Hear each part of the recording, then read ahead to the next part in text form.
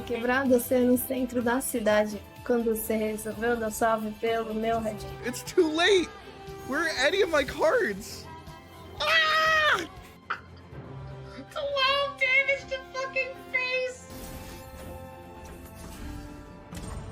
When the disciplines. Sorry. Oh, it even spawns! That's cool!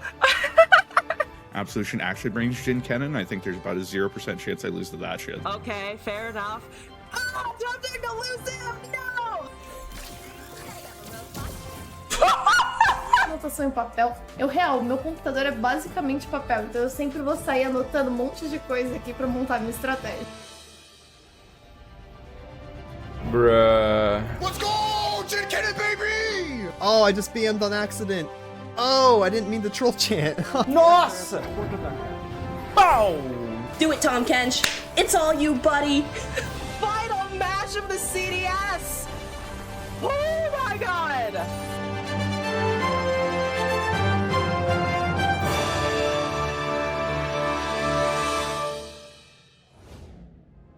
Hello, everybody, and welcome to the Champion Draft Series Finals. This is our first ever broadcast, and what a way to kick it off. I'm your host, Monte Cristo, and today I'm here with my friend, Joey. Joey, how are you? I know I'm super excited for today's games. How are you feeling?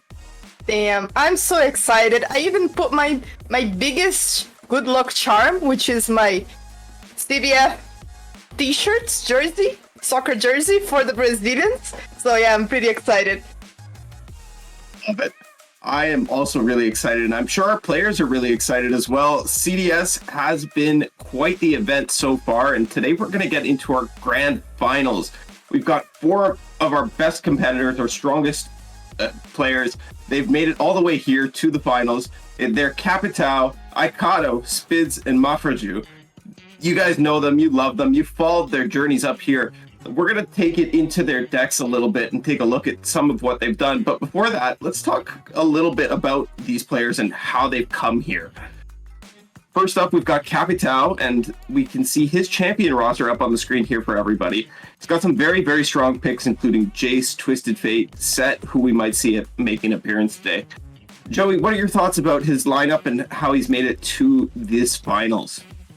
Yeah, I know Capitao for a very long time. We were friends before lore even existed, so I'm very happy to see him here at the finals at CDS. And his roster is very him, if that makes sense, because he's a very big fan of all of these champions, including in League of Legends, which is where he started playing. So this is a very Capitao circuit lineup, and as he is also a very strong lineup. There's plenty of flexibility here to go Jace Lux or Jace Heimer.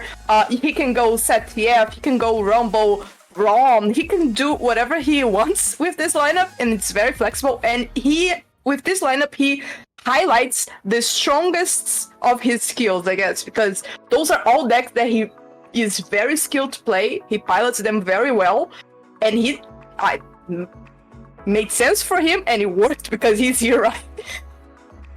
Yeah, it definitely made sense, and it definitely worked because not only is he here, but he made his way here as our first seed. So having familiarity with these champions and knowing how they want to play, how their decks want to be built, definitely served him well, brought him all the way up to the top.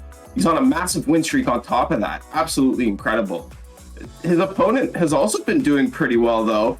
Despite her rough ending to the season, Mafraju had a really, really strong start. I remember during some of the breakdowns that I was a part of, she was one of the strongest competitors at the time. And maybe we can take a look at her champ lineup in a second here as well. And there it is. Nora Viego, Ezreal, Sejuani, Pike, Tryndamere, Rek'Sai, Kindred, Gnosis, and Draven. Fantastic set of champions, and some that she knows very well too. We've got Ezreal Draven making an appearance today, Pike, Rek'Sai, Lurk, one that she knows and loves so very well, and of course Nora Viego. Joey, what are your thoughts on Mafraju's lineup? Yeah, again, I feel like maybe that's just a Brazilian thing, but these are all her pet decks, I guess. Nora Viego, Lurk, these are all decks that she practices a lot and really enjoys. We had some picks here which weren't used by her earlier in the series. I guess Tryndamere wasn't really working for her. But I'm very surprised to see Kindred also didn't make an appearance, because I don't know about you, Monty, but I feel like at certain times of this meta, Kindred would have been a powerhouse in Standard. So I was interested to see if that be true as well for the Eternal, I guess, which is the format where the CS plays in. So yeah, it's very interesting that she can also do a lot of different picks. She can go Ezreal Draven, as you mentioned that she bring today, but earlier in the series she also brought Ezreal Sejuani, which was another of her pet decks. So yeah, she's a bit less flexible than Circuit, I guess, because many of her champions are already paired together, such as Hexai and Pyke, maybe Kindred and Nasus, nor Viego. But I also feel like she's playing to her strengths, and she did that so well for the first 2 weeks at the CDS that she was, as you say, like a fearsome opponent, right? Absolutely. I think playing to your strengths is going to be a common theme from what we see amongst today's finalists, because all of them have made it here off the back of their own little special skill set. Julia here getting Pyke Rek'Sai, getting her comfort picks and being able to capitalize on those every single week. Capitao, the same thing. And then Spidz and Aikado both have been some of the most adaptable players. Spidz herself, coming up with all sorts of different decks throughout this series, has played something new literally every week. Absolutely incredible deck build. Some of my favorite standout champions from her picks here are Illaoi and Gwen. Very, very flexible champs. They give you access to flexible regions as well. So really helps her to play to her strengths of being flexible. Joey, what are your thoughts on Spidz's lineup? I think it's very interesting that, as she had said, I think in one of her recap videos, she has picked up almost all the 4-cost champions in the game, which is very interesting. We only have here Thresh and Darius, which are not 4-cost champions, so she really enjoys that 4-mana curve, I guess. But as you said, those are very flexible champions that also kind of play to her strengths, because she is a very flexible player herself, a very flexible deck builder as well. So choosing these champions is a way of playing to her strengths, because she can pick and choose and deck build her wildest dreams into reality here at CDS. Definitely. I'm very excited to see what she has in store for us today. But the other player who I happen to know what he has in store, because he might have tried to counter being the most scoutable player and make himself a little bit unscoutable by doing everything last minute. Despite the fact that he built his lineup on stream, Aikado also has a powerhouse set of champions here. From Nami to Vi to Seraphine to Cat. You've seen these champions time and time again. Leona, having just been nerfed, still incredibly powerful, especially in a draft format and a limited format like this. He is the Fox King. Aikado is going to bring his whatever he can to show his opponents that he's no one to be trifled with. Joey, what are your thoughts here? Yeah, for sure. Aikado definitely has, like, I think maybe that's the secret to his success, I guess, that he just waits until the last minute to bring whatever he can, because that's the strategy that I have seen him do over and over again in several tournaments. But also, Monty, just to comment on Aikado's rosters real quick, the nerfs from last week, I guess 2 weeks ago, really hurt Aikado here. I think he is a player who has the most nerfed champions. So Leona and other champions here, such as Karma, they were hit. Also Seraphine, I guess, because Cosmic Rift was changed and Drum Solo. So the nerfs can maybe put a obstacle here for Aikado to take it home in the Champion Draft Series finals. Yeah, there's definitely going to be a barrier that he needs to overcome, but we'll see if the Yup Crocs can do it. It's been an interesting lead up to this finals. There's been so many different players standing out week after week, but now that we're here, we're going to take a quick look at the bracket before we get into some more specific deck breakdowns.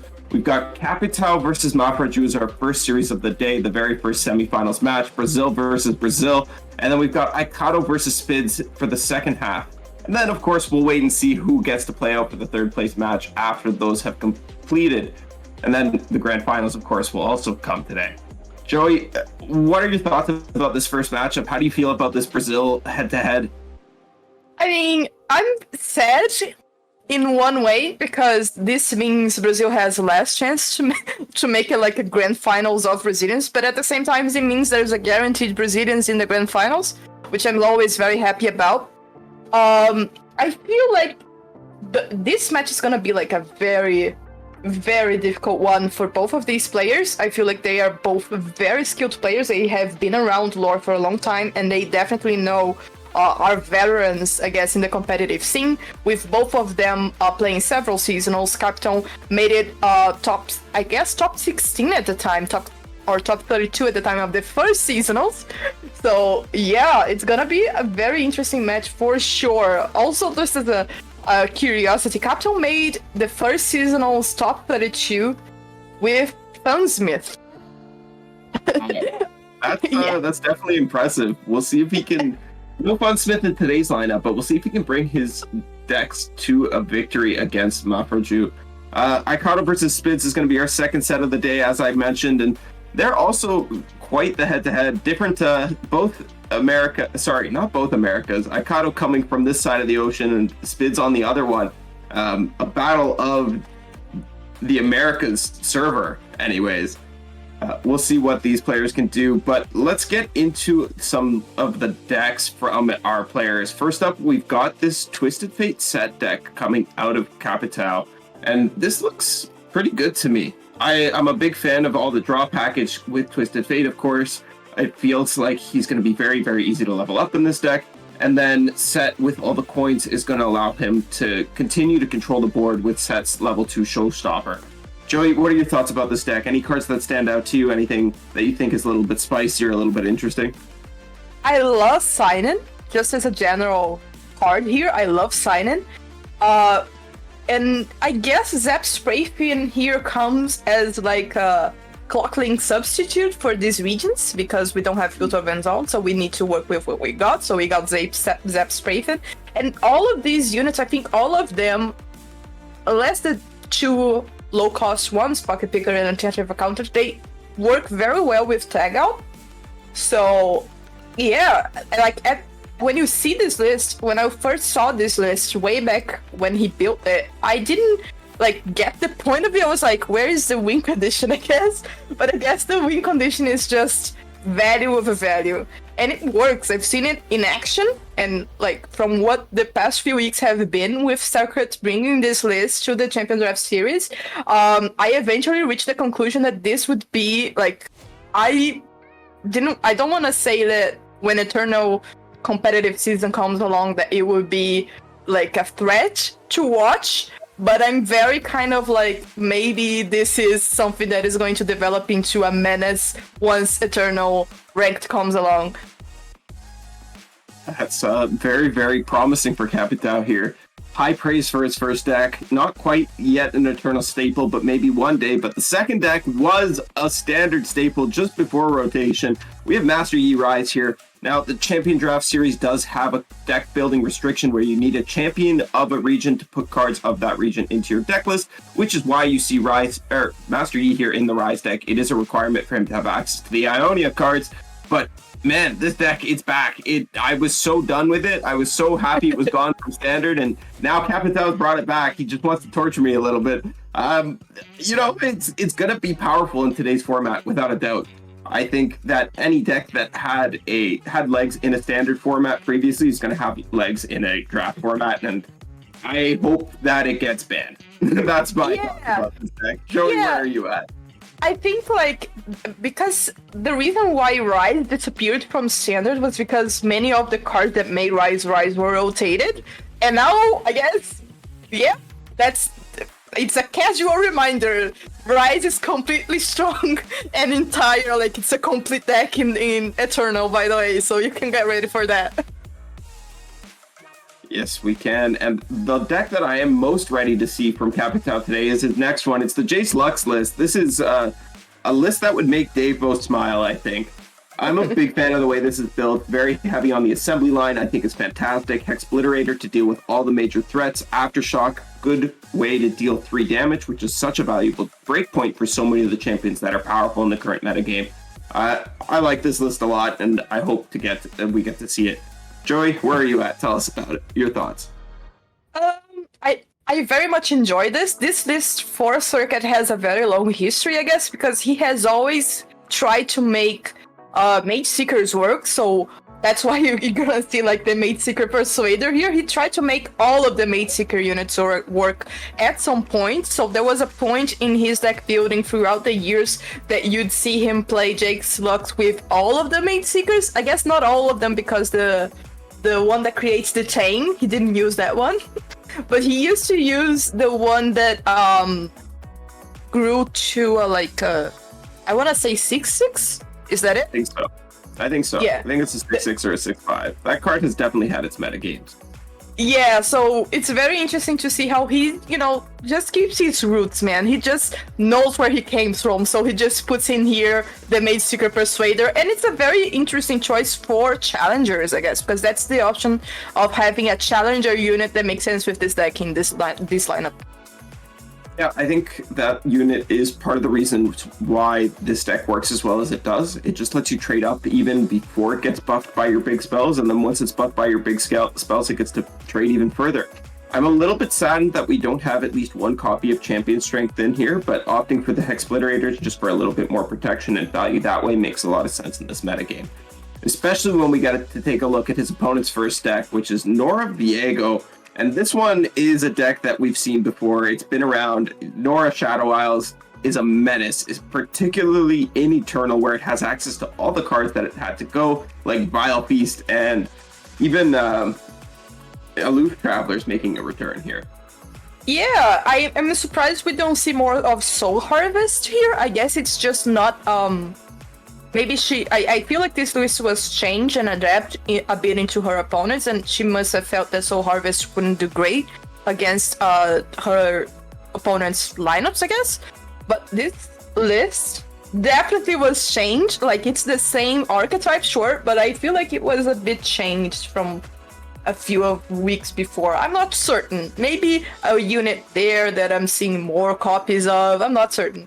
But yeah, this is a very strong list still, and Viegos is just coming up as a strong option in Standard too, so I think, at least against Rise, I guess, against a few of Captain's lineups, it could be like a powerhouse, definitely on anti-meta lineup. Yeah, I'm a very big fan of this deck, and I think that you're right. I think it has been tweaked to have a little bit more anti-aggro in that early game package, Hapless Aristocrat and Ceaseless Sentry showing up, and a little bit more oomph to deal with bigger threats like potentially a set. We have more access to Vengeance and some more top end, even the Aloof Travelers in there, like I mentioned previously. But her next deck that we're going to take a look at here is another blast from the past, and it's Draven Ezreal Tribeam. This is a deck that has captured the heart of so many players, and so many players wish that they could continue to play it. I wonder if this is another one that will make a return when we get back to an Eternal metagame. Joey, do you remember Tribeam? How do you feel about it then? How do you feel about it now? Man, I'm definitely not the best person to talk about Tribeam, because the last time I talked about Tribeam, I mentioned that it doesn't, someone suggested it to me as a mid-range deck, and that just doesn't compute to me with the amount of removal spells we have in this list. I would definitely describe it more as a tempo deck, I guess, if everything is tempo. But yeah, I really enjoyed the spell itself. I really like Improbulator. I feel like this list has been banned in the last couple of weeks of Champions Draft Series. I haven't had the opportunity to see it being played so far. But I really enjoy this concept of a list, I guess. I guess if I wasn't such a hipster, I guess I would have played this when it was popular. But yeah, very interesting list for sure. And we have the two champions that were rotated out, I guess. But Monte, we have Rek'Sai Pike on screen right now. It's everyone's laddered nightmares. What do you think about this archetype? I think this deck has Jawfish in it, and I think because of that, it's a lot scarier than the standard version.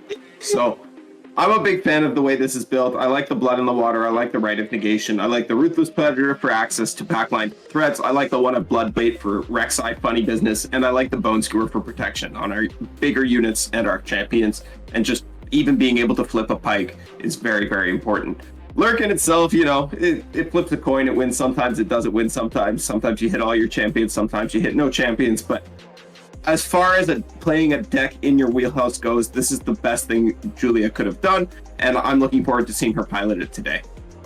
Yeah, I see. Usually when we talk about Lurk, I always remember someone that told me the maximum cards you might have in Lurk that are non-Lurk cards are like 6.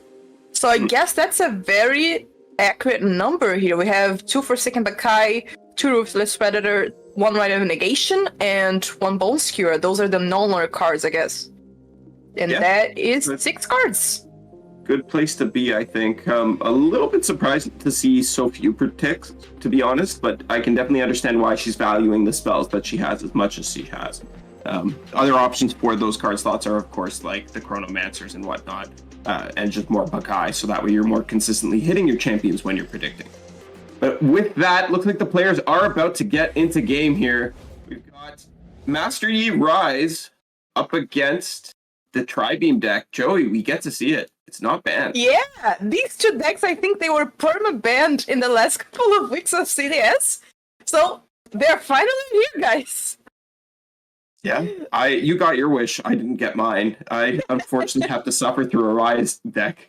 But This is a good start for Capitao here. A delve to the past in the opening hand is always a good thing to see. And Master Yi picked up off that mulligan as well. It means that he's going to get to start discounting his spells with that blow. And that's the second one off the top. Why are Rise players so lucky? Yeah, I was talking to a few people before Champion Draft Series. Sometimes when I cast, strange things happen. Like, we get to see, for instance, unbanned, like, powerhouse lineups such as this one. And sometimes, if you have a one-off, you will draw the one-off when I'm casting you. So, I guess some of these cards that we're about to see are gonna be one-offs because, and Mafraju here just opted for a non-targetable Sentry, which I guess it's because she wants to try and aggro this Rex down multi. But it's the idea here. I think this is just a bad matchup for her in general because, like you said, her deck wants to play for this tempo game plan. But that tempo game plan is very heavily reliant on your opponent doing things for you to interact with. And Rise doesn't really need to do things for you to interact with until much later into the game. And at that point, it's a little bit too late. Now, Julia does have 3 Scorched Earths in this list, which could maybe hopefully help her out a little bit here and stall out the Rise, especially when we can see that Capitao, while he does have all these delves into the past, doesn't have a Rise in hand yet. So he's going to have a hard time getting more if these first ones get burnt out.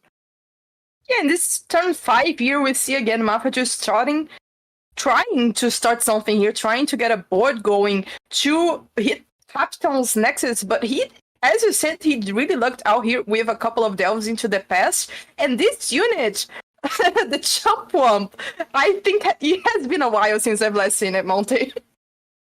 I like the Chump Wump. I think she played those puff caps by accident there, though. Probably had that little bug where you go to play a card, and then as you click it, the next one gets played. So a little bit unfortunate that those are coming out before the Ezreal is flipped and missing a little bit of damage there, but who knows? Maybe the puff caps will make it back up in the next couple draws. This deck from Capitao does go through a lot of cycle. There was a card that was rotated out, which could have been a menace. I guess it's going to be the answer to Rise in the future Eternal formats, which is going to be Entrapment. I guess it's the card that chooses, right? A card in the... it's the fun one. A card in the opponent's deck to plant mushrooms in, and if you do that against a Rise player, you're gonna be planting a lot of mushrooms. But yeah, Capitao is just ranking it up on the landmarks here, on the shards for his Rise game plan, and he already drew one of the puff caps value, baby. So I guess the idea here is going to be to build this Tri-Beam, but I don't see much a way of that to happen with Mafraju's hand. What would she need to draw to make that opportunity a bit more possible, Monty? Oh, interesting. I'm very surprised to see this be the way the turn starts off. I would have probably immediately gone for a Scorched Earth on this mana landmark. I think that's the most threatening one. I think denying the mana is going to be a little bit more important than anything else we can do. And I think saving Get Excited for face damage a little bit later into the game is also a really good call. And Scorched Earth, being a 3-cost, also picks up that Tri-Beam, the 2 Tri-Beams in hand. And now we've given Capitao time and card draw. He has access to a Deny. So we are going to get a very nice stun flock combo off onto this Eye of the Dragon, and that's going to be a nice open attack for us, but it's not going to result in a whole lot of tempo gain here. Especially considering that the claws of the dragon were returned, I guess, to Captain's hand. And no, not returned. There is a claws of the dragon here. And Mafraju can be completely blocked, I guess, with these 3 sisters that Captain is playing now, with a freeze on the Draven and then a block with the claws of the dragon. Captain is going to be able to hold off a lot of oppressive attack units here. And Mafraju just top decked an Ezreal Monte. Would that help, I guess? I think it would have helped a little bit, but I also think we probably should have played it before the attack. This Rise deck can kind of react at slower fast speed the same way. The only real punish is the 4th landmark, which at this point is a little bit hard for them to come by, I think, considering they've not played a Rise. But the Ezreal is our hope. It's the one way we can kind of maybe come back into this game. I really like that we're not throwing away units by blocking here. Our HP does not matter at all in this matchup. And sending a Tri-Beam just right off the bat here, saying if you have the Deny, you have it. I need this Master Yi off the field.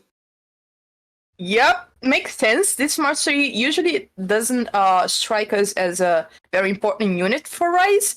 But in this particular game, this particular match, considering the player's hand, he might just be what Capitao needs to hold off a bit of Mafraju's tempo play. But as you said, she's holding off to that Scorched Earth like never before.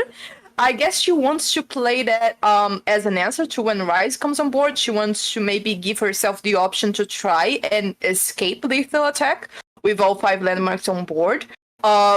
But I don't know if that's gonna be like the best option for this game. Ooh, that's a big unit. That is a big unit. That's very scary for the open attack, but Capitao has all the answers he could possibly need here. And now can even go for this recall on his own landmark just to refill his mana, get a free card draw, and deal 2 damage to this Ezreal. It's pretty good play, pretty heads up. Big fan. Yeah, that's thinking outside of the box, I guess. Instead of saving that recall for a unit of Mafraju's, he opted to, have that landmark bring more value to his hand. And I guess he's still a pretty healthy Nexus Hell here with 2 stuns available to stop all of Mafraju's aggressiveness. Only 4 points of damage going into the Nexus right now. But the hand, Captain's hand, started out great with 3 Delves, but now we have 2 Master Yis, Monty. Yeah, 2 Master Yis and no Rises means that there's very slim odds we're drawing those last 2 Delves anytime soon. So no chance of winning this game through the uncontestable win condition. Whereas Mafraju here has done a fantastic job of setting up this board and starting to pummel Capitao's face in, as well as limiting his options for healing. Yeah, I was just remembering that Caustic Rift doesn't really interact with Tri-Beam as you'd think, right? No, I guess it doesn't anymore. Yeah, it used to. That's a really good pickup off the top for Mafraju, though. She can go for the Draven's Whirling Death and potentially take out the second Master Yi. Will she go for it, though? Yeah, she's not being, I guess this attack, I don't know about yeah, that's an important. She goes for it. She ultimately chooses Whirling Death here to try and get rid of the Master Yi. But Capitao has double Master Yi hand, and it's always very difficult to play around champion spells, right, Multi? Absolutely, but now we have the Caustic Rift as well, so she is going to come out of this just fine, or at least forcing Capitao to use that top deck Unworthy Soul. Unworthy Soul, yeah, difficult name. Yep. And once he does use it, he's gonna be out of resources, and Mafraju will be able to take off, I guess, the Eye of the Dragon here if she wants to, which means next open attack. Ooh, no, he just accepted. Yeah, and I think he kind of just has to accept it in this position because If he goes for a recall, then he's accepting a lot of damage on the open attack because he has no way of flipping it back. She can just replay it with the 6 mana that she has available this turn. Damn. Ooh, and then we're actually going to let the Eye of the Dragon go and just draw even more with this next landmark. Yeah, more value for Capitao. I guess he really wants just options in hand. Both players are out of cards currently. Capitao just drew another Eye of the Dragon, which is gonna be enough to hold off the next turn's aggressive open attack. But it's looking kind of rough if both of these play. Oh, I was just gonna say if he doesn't draw Rise soon, but Rise players, man. That's gaming. So we're going to get to see a flip Rise drop on the board immediately. Capitao taking a little bit of damage here, but mitigated somewhat by that Dragonling. Dragonling going to trade, and Julia going to get a draw off of the Sub-Dredger and the Draven Axe, which is really good for her because this has become a grindy battle of resources, which Capitao is very going to quickly be able to pull ahead in now that he's got the Rise on the field. Yeah, let's see what she draws. He eats another Ezreal. Damn. Damn, if only we had another spell in hand, more spells in hand for Mafraju to be able to take off here. But though her board seems quite extensive, Capitao is going to have... Ooh, the Merchants come in. Ooh, another Ezreal from Mafraju. That's a Rise, though. Oh, damn. Rise. We went from seeing no Rise to 2 of them at once, and now we get even more card draw available to us here.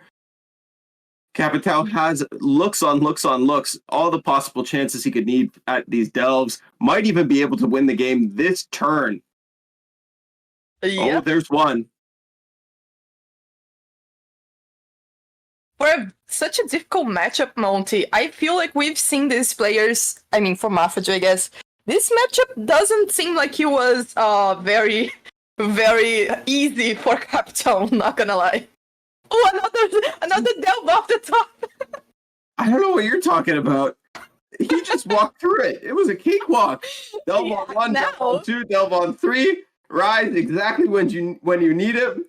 Not even worried once. Found all 3 Eyes of the Dragon as well. Didn't even break a sweat. Oh, man. Rise takes it down in the very first game of this Champion Draft Series semifinals. Capitao goes up 1-0 against Mafraju. Wow, what a way to kick it off. Yeah, both decks that we haven't seen before as much in Champion Draft Series, and both complete menaces when you look at this Eternal format, I guess. These were all the boogeymen that we might expect for the next few months when the competitive Eternal season comes along. So if you're smart, you're gonna look at Champion Draft Series here, and you're gonna learn your lesson, right, Monty? Tell him, Joey. This is the place to look for all the Eternal knowledge. Eternal is going to be a big factor for those of you looking to qualify for Worlds in the next couple weeks. I believe it's at the end of this month that the Eternal season's coming up, so you definitely want to keep an eye out what our competitors are doing here because they've been playing in Eternal since it was released. And now we're getting into Game 2, and it's going to be the run back on the Ezreal Draven for Mafraju up against the set TF from Capitao. I'm really excited to see this set deck in action. Yeah, you haven't seen it before. Man, it's just a treasure. I'm gonna tell you, just a treasure. And it has some very interesting picks, such as this Pocket Picker for his turn 1. So he might just be able to hold off much of Mafraju's tempo plays, I guess, for the next couple of rounds, Monty. It's now turn 2, and Capitao already has a few coins in his hand. Yeah, not only did he just make a coin off of that Pocket Picker, but this account is going to make one immediately and then subsequently on each turn afterwards. No Mystic Shot in the hand of Mafraju yet, and Ezreal didn't have an opportunity to hit the board, so that coin is guaranteed at this point. There's also... Ooh, that's a very interesting one. We have the Pablo, the 8-punch Pablo. Is that the name in English? I don't know. I think it's 5-punch Pablo. 5-punch. I just buffed him a little bit. 8-punch Pablo. But yeah, this Prize Fight is gonna... Prize Fight is a very interesting card already for the standard format. And I feel like for this format, it might even come as a bigger tool for Capitao to get rid of Mafraju's board, I guess. And Risky Venture coming out there is going to go ahead and take out the Draven before he can strike, so no more free axes for Mafraju. And now TF coming up after the attack, clearing up the 4-2 Sump Treasure.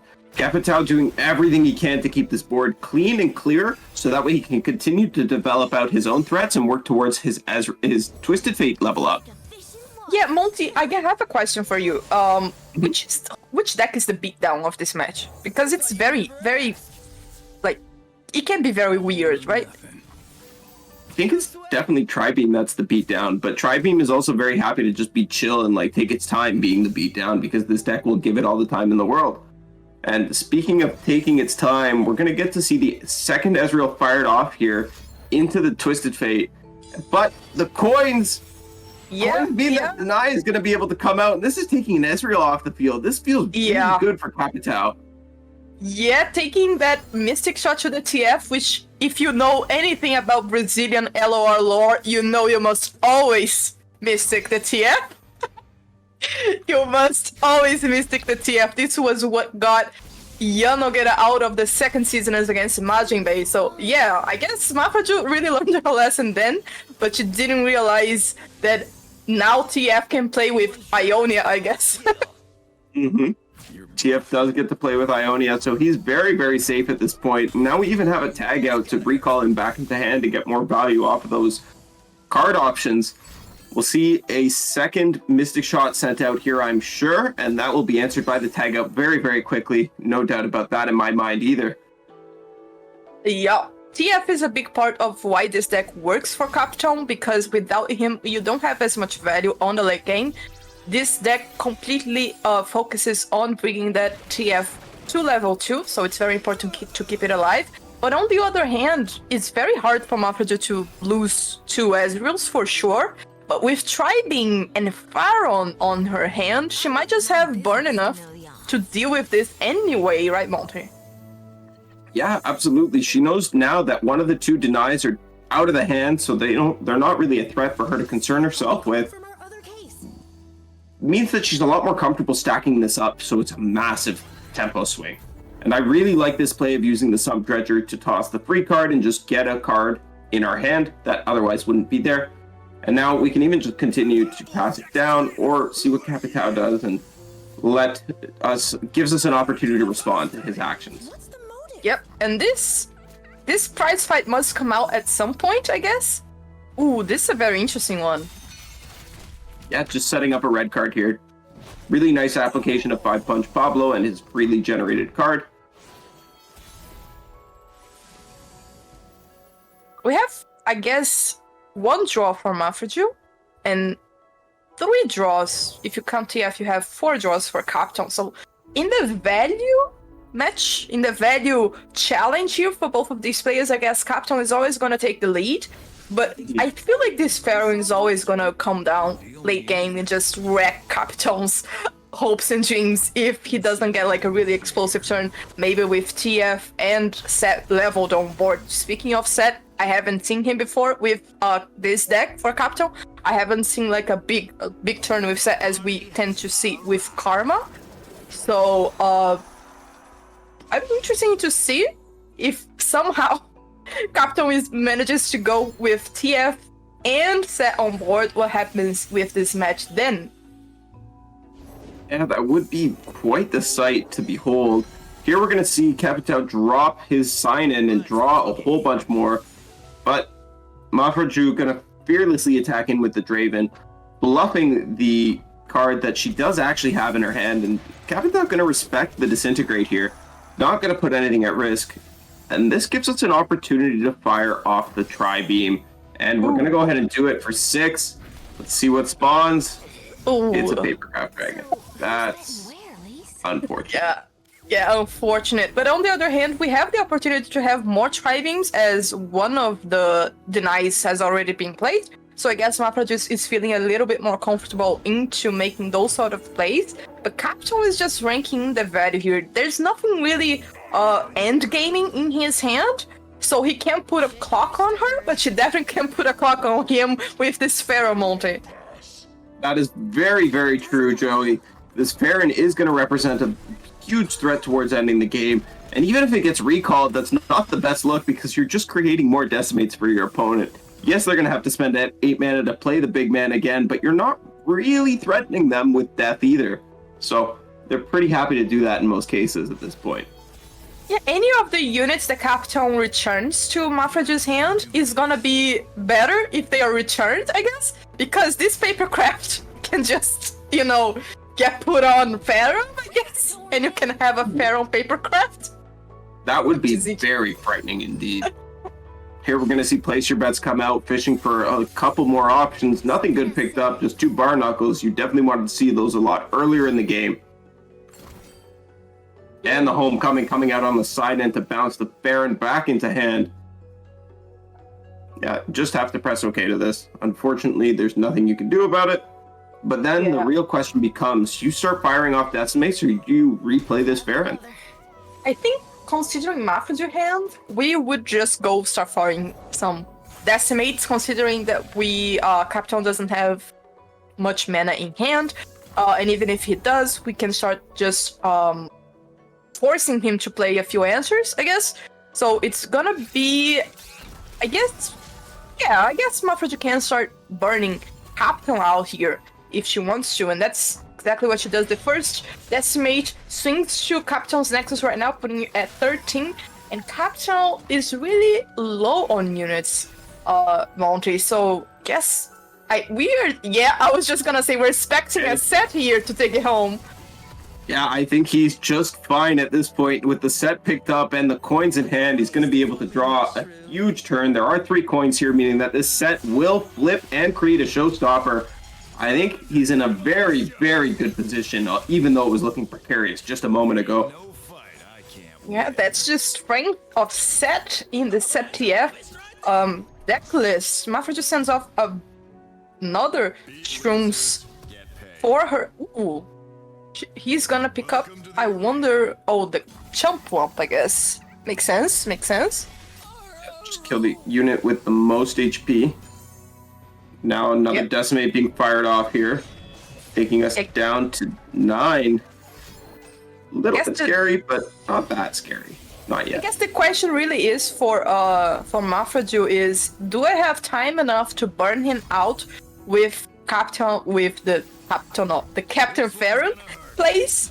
Or am I gonna die to maybe a Showstopper and the elusive units, maybe with the Barnacles? What's gonna happen here for the Temple plays, I guess, which her deck is all about?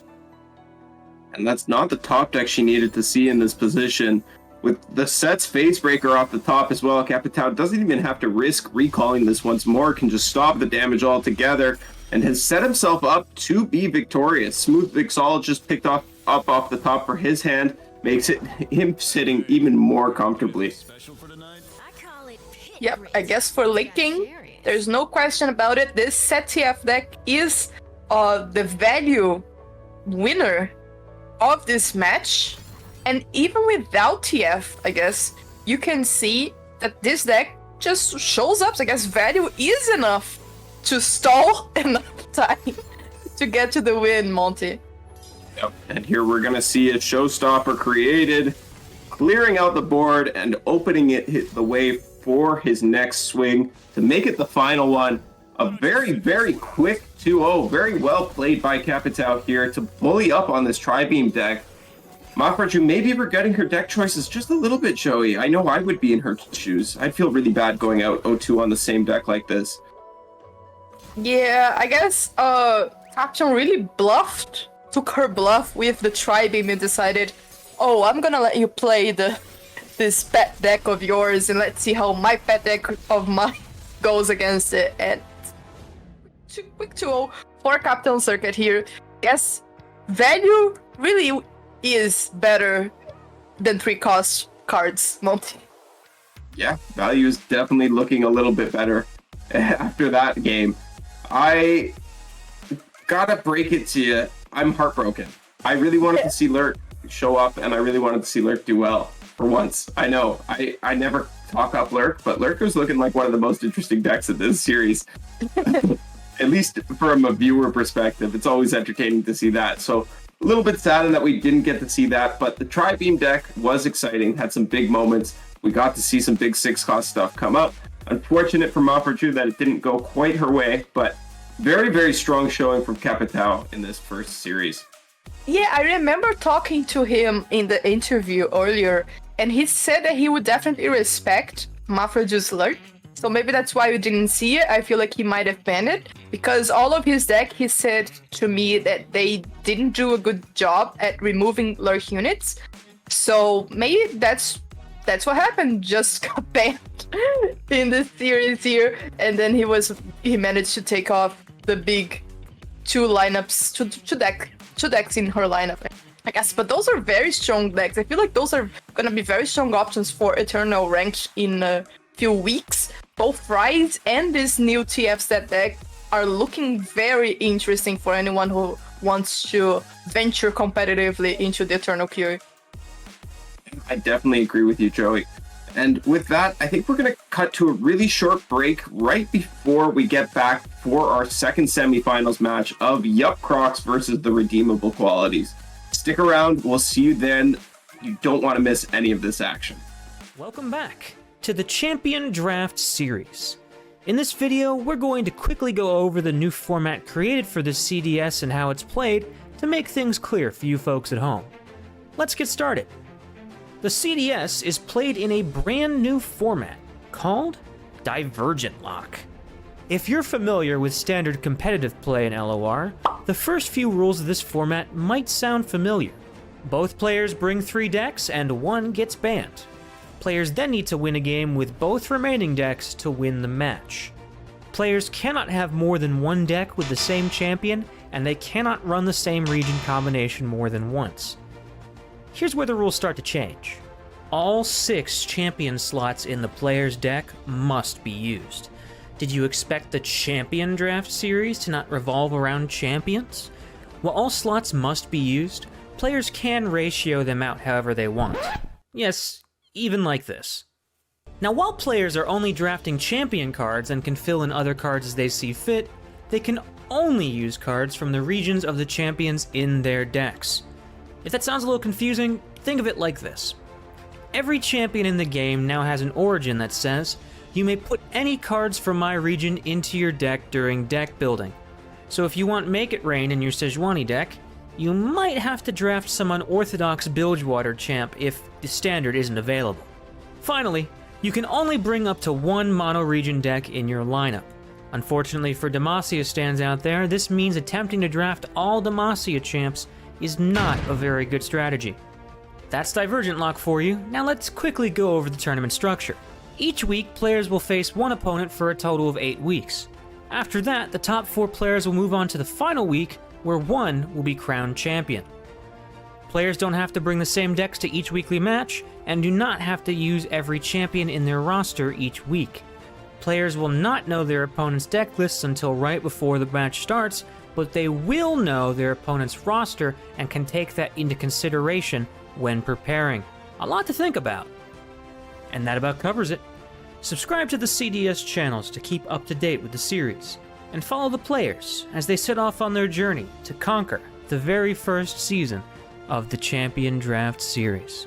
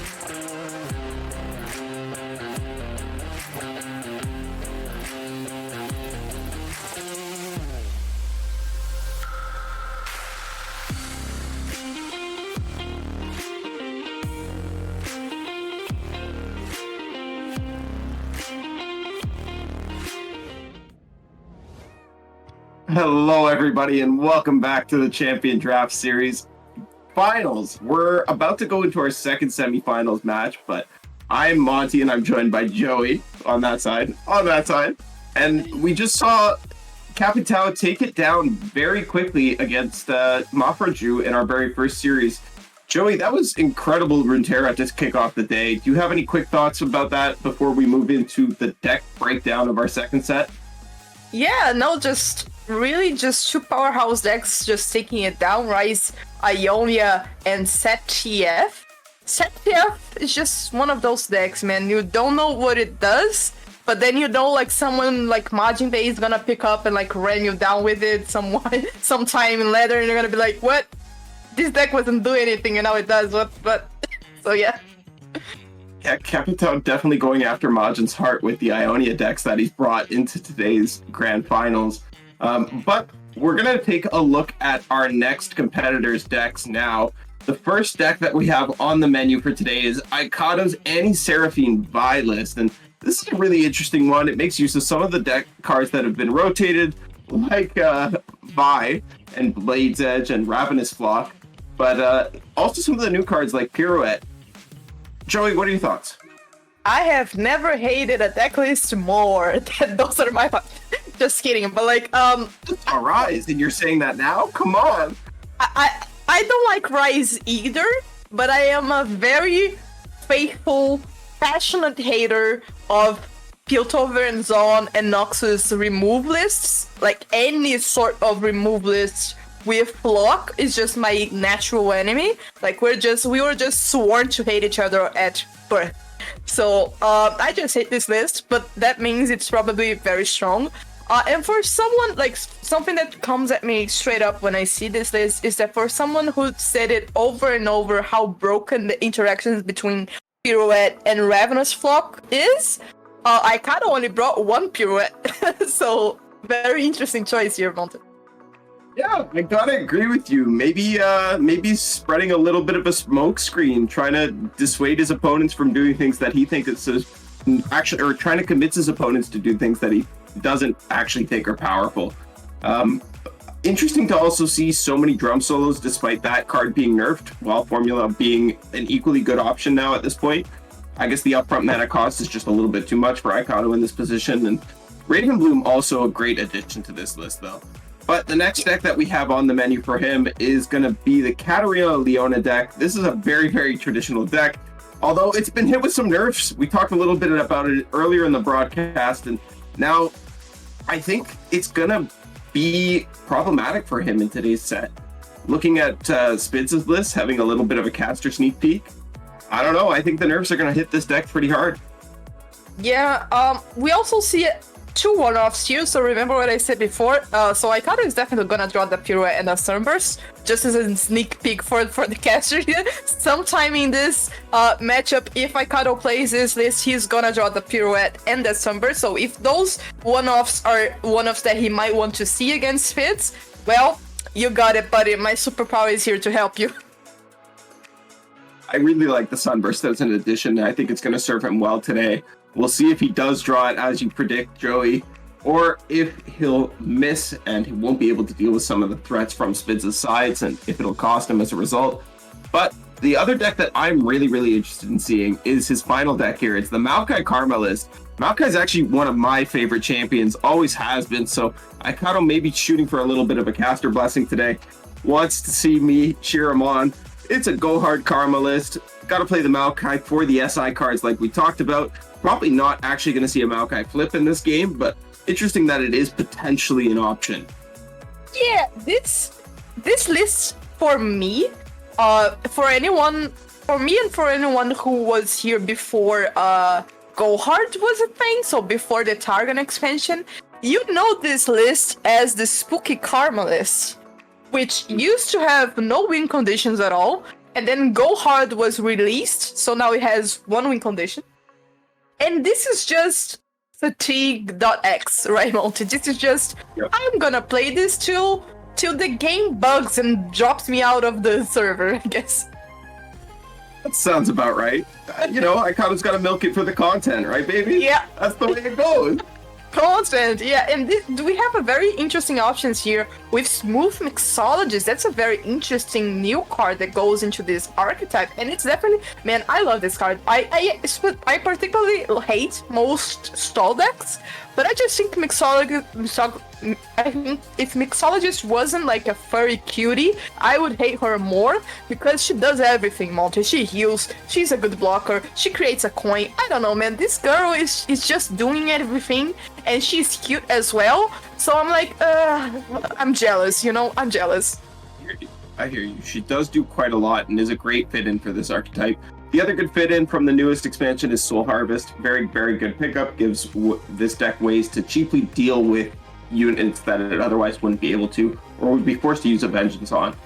And Spidz' lists are chock full of units like that. The first one we're going to take a look at here is the Tarek Nar deck. And this has stuff like Bird the Bellringer and Yordle Squire to help push its threats out of the way. And then Card Blade Twirler is going to start to very quickly become a massive threat, as is Squeaker. And then, of course, she's got Curious Shellpoke in here as well, and Mini Morphs, Friendships, and Signposts to deal with stuff coming out of the opponents. And then that's interesting. Tarkodian Tellstones. Wow. This is a deck. Yeah. This is a deck, and I was very confused by it, and then I saw Otterpus and Curious Shellpoke, and I was like, okay, I got it. I got it. I understand now. I like the Behold the Infinite off the Tellstones with the Shellpoke. It's going to be a really cool interaction that I really hope we get to see show up. Hush also being a good option off of those Tellstones. Those Tellstones got a pretty good buff, not gonna lie. Blessing of Targon, not a card that you really want to main deck, but doesn't feel so bad when you double draw a Tarek in a lot of spots, especially when you're trying to build a unit in a deck like this one. So I think the Tellstones are going to be a very interesting addition, and I hope they show up and end up being big for her today. Our next deck we're going to take a look at, though, is going to be the Fiora Alawi. This is Demacia Alawi in one of its purest forms. 3x Cataclysm, of course, going to make a show here. And, you know, this is Demacia Alawi. I love it. Smile. Yeah, they really are just being sarcastic. You know.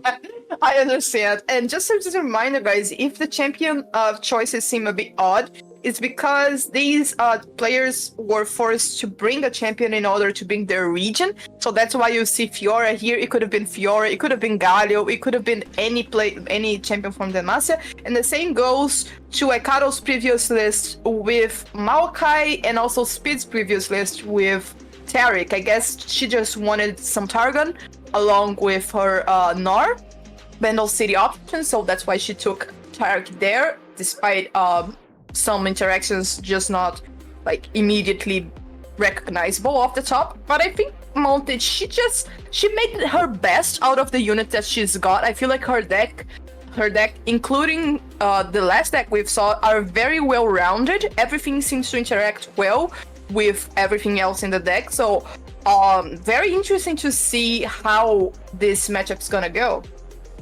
Yeah, definitely. I'm a big fan of that deck, especially with how she's teched it with all the riposts and stuff. But then her final deck here is going to be Gwen Darius, which is your very standard red Gwen, except there's no Foyer because Foyer got nerfed. And, you know, we're just playing Mono Noxus because Basilisk Rider go brrrr. I love this deck. I'm a big fan. I played a lot of Mono Noxus myself. I love it. The only thing here that I would have changed, just because to make it more personal to me, so this is no fault of Spidz. I guess, like off the top, this is just a very well-built deck. But for me, like personally, I would have gone for the Darius 2-cost rally. Do you know the one that I'm mentioning? Yep. The Apprehend, I guess? Just because I love that spell. And maybe this will force some plays that Aikado is gonna like look for very important removals for Darius in that sense. But Shumpo is just like a better option altogether. And I would really like to see Harrowing, just because of Darrowing, right? Just because historically that was a deck too. But yeah, this is just a very strong list. It's gonna be very fast-paced for Spidz. And we're gonna get to see it right away because Spidz is playing it in game 1 up against Aikado's Anti-Seraphine Vi list. This should be a very interesting matchup. You know, PNZ Noxus has a ton of removal for the units that Spidz is going to be able to play out, but Spidz's units are really big a lot of the time. We see this Trifarian on the screen already and the Darius in hand, as well as the 1-drop of the Crimson Pigeon, which is just going to grow and grow and grow. I don't know if this Noxus PNZ list is going to have the removal to take care of her threats. Yeah, this Trifarian unit that can't block just came into relevance again in Standard this past few weeks, so it's no surprise that it came into relevance with Eternal as well. And I think the reasoning is that this unit is very big on its own, so it might just force Aikado to spend a lot of resources to remove it, but considering he doesn't have as many units to answer in combat. So Spidz is looking very, very powerful right now. She has 2 options of development here, so but she just chooses to straight up just open attack into the 0-2 any multi. Interesting. I wonder why she's decided to open attack. We talked about how there is only that one pirouette in Aikado's list. I like forcing removal onto these onto these X2 units here, and trying to force this Annie to block, but I don't know if our 3-drop ever gets better than this, and we don't have any spells in the hand or many spells in the deck to be banking mana for. We can develop out afterwards if we really want to, but now we definitely have a read on a Caustic Rift. Yeah, and that's an interesting thing about this matchup is that those Spidzes that can heal with Gwen, I guess, so she can have a little bit of extra health if she needs to. Aikado's list doesn't really heal. So there's definitely that cap of Nexus points in which Aikado is gonna start to sweat when it comes to the late game, and eventually when Spidz puts out more damage on board, such as she's doing now with this pre-development turn here. Wow, that's an open attack if I ever saw one, Raimonte. That's terrifying, but I honestly... Okay, no, yeah, you just open attack with this. That's fine.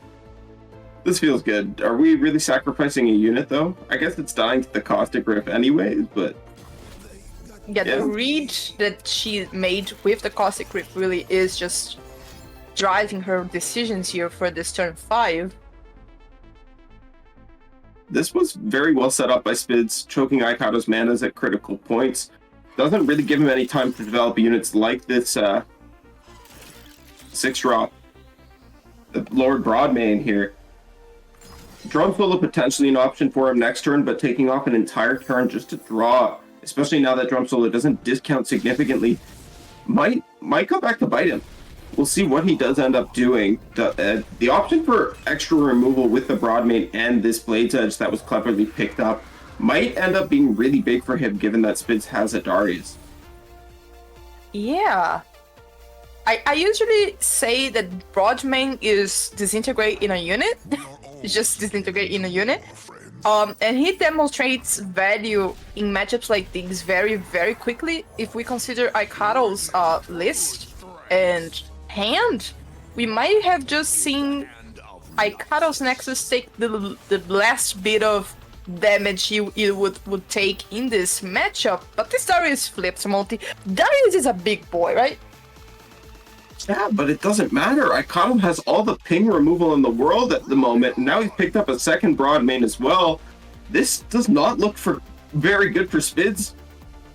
You'd think she'd be well ahead at this point, but no, the one Broadmane is all it takes. Yep. Aikado's going to be able to turn this around very quickly, and look, he's even just going to start with the pirouette. Doesn't need to do anything else. Is it wrong to just send off this Decimate as you have it, I guess? I kind of like that line. I really like that line, to be honest, because what else are we doing this turn? Attacking and losing all of our units? That's great. And we're losing our next Darius as well? Seems good. Yeah, if Spidz top decks one of her 3-offs Decimates, I guess, we might just see the answer to this matchup. But as we stand right now, it might just seem that she has run out of gas, and meanwhile, Aikado has more gas in his hand that we have ever seen before. Yeah, Aikado opting to play out his spider here, though, means that this is going to change things a little bit. Spidz has a little bit more breathing room. She's going to be left with this 5-4. Now, the second Darius is going to be a lot more expensive for Aikado to remove.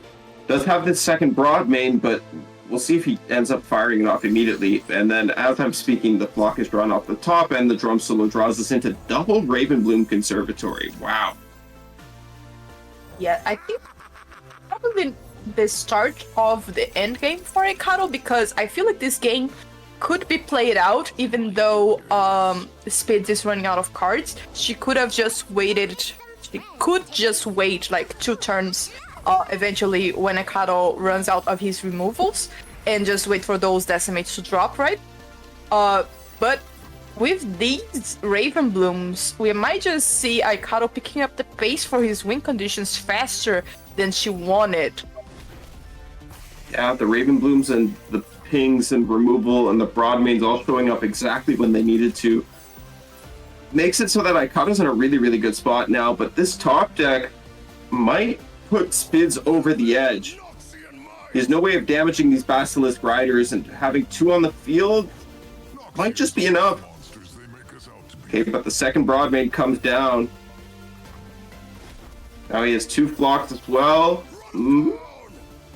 Yeah, this is looking kind of rough. This is, yeah. Spidz has exactly 1 top deck of Decimate as lethal, and that's not even, yeah, no, it's exact. Because she gets to push 2 over the top with this Brothers Bond. Now the question is, I see now that Spidz was forced to take Gwen, I guess, and she couldn't take Decimate, right? She couldn't take Decimate, no, Harrowing, because Daring before used to be 2 all Noxus cards and then 3 Harrowings, and I guess she just switched the Harrowing for Gwen, and she wouldn't have the Harrowings without Gwen, but then if she does do Harrowing and Gwen, the possibility of these Basilics not hitting Allegiance just goes up. So she was kind of backed into a corner in terms of deck building, right? A little bit. I think you can get away with up to 6 cards if you want to be really greedy. You could just play 4. You could only play 2 Gwen if you wanted. I don't think the restriction was that you had to play all 3 of a champion, but I might be wrong on that one. But yeah. She has an out here. She can get the Decimate off the top. Ooh! And there it is. No, Monty! There it is. Monty, Let's no! go. Let's go. Aikado gets his win conditions in time, but not in time enough.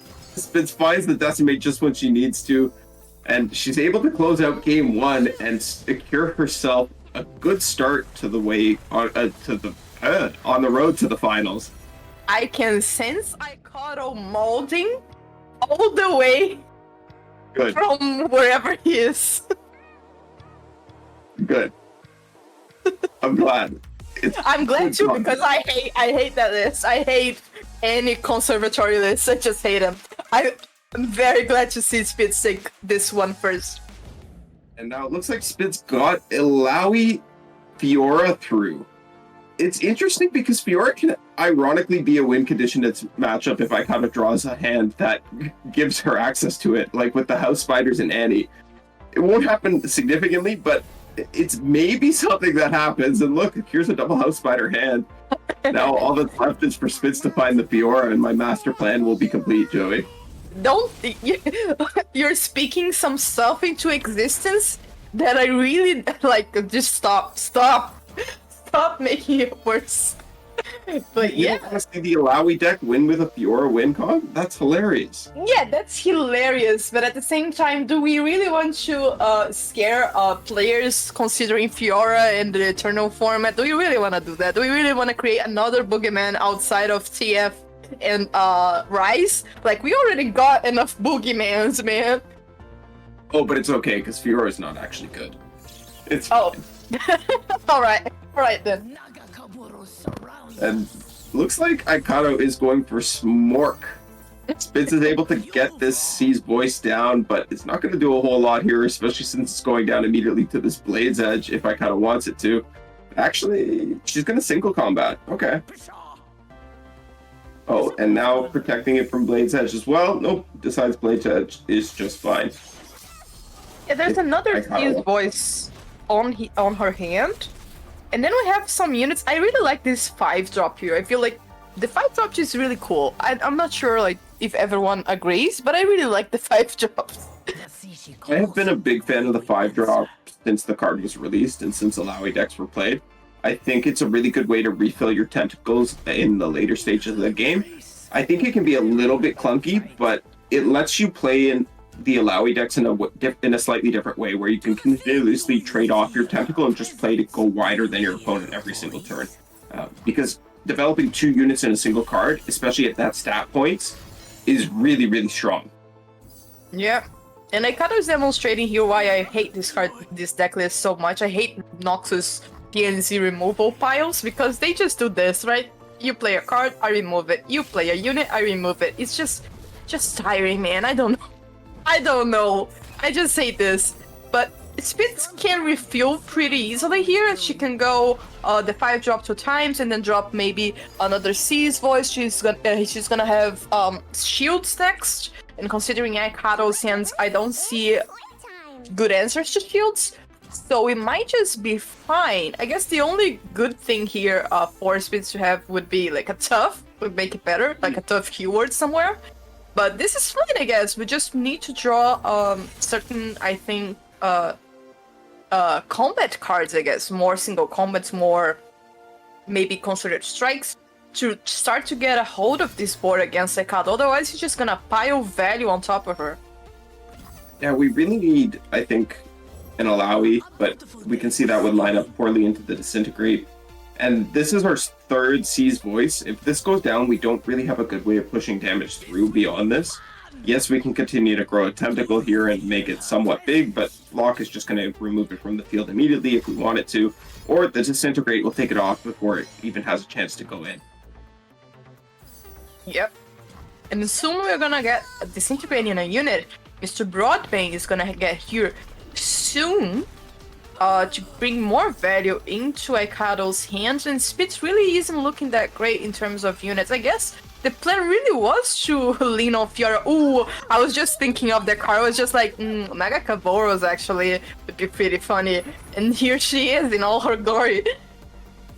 Yeah, Naga Kaboros is a good pickup for Spidz in this position. She is going to be able to build quite the Tentacle this turn, despite the fact that she lost one so recently. Unfortunately for her, Aikado can opt to drop the Broadmane with the Blade's Edge that he picked up to remove it once more, but maybe he layers it incorrectly. Maybe if she passes here, he goes for it. Oh, she's going to go for the pass. Nope, Aikado takes it. Yeah, Aikado's smart in that spot, deciding that, yeah, you know, I'd rather just have the damage tentacle on the board to dissuade the open attack, make that a little bit worse. And my Broadmane will just stick around and be a beefy boy. Caustic Rift gonna come out here, and he's gonna flip as well.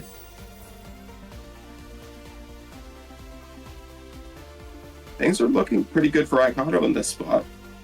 Yeah, the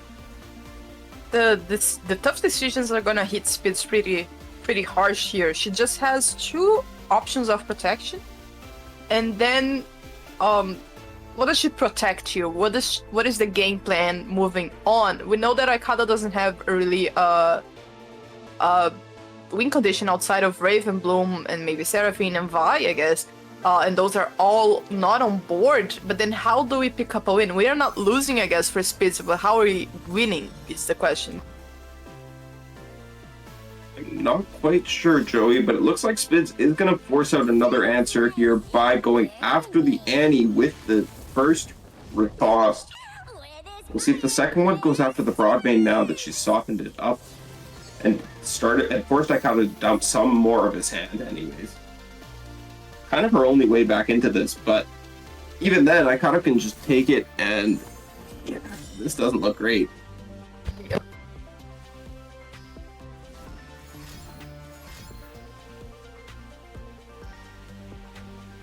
Aikado right now is just doing his favorite thing to do in Legends of Runeterra, which is stacking up the pile of spells. Yep. With answers here to take out all of her board. Yeah, gets to keep his Broadmane alive, deals with all his threats. Annie stays alive as well, flips the Annie in the process, creating a Tibbers.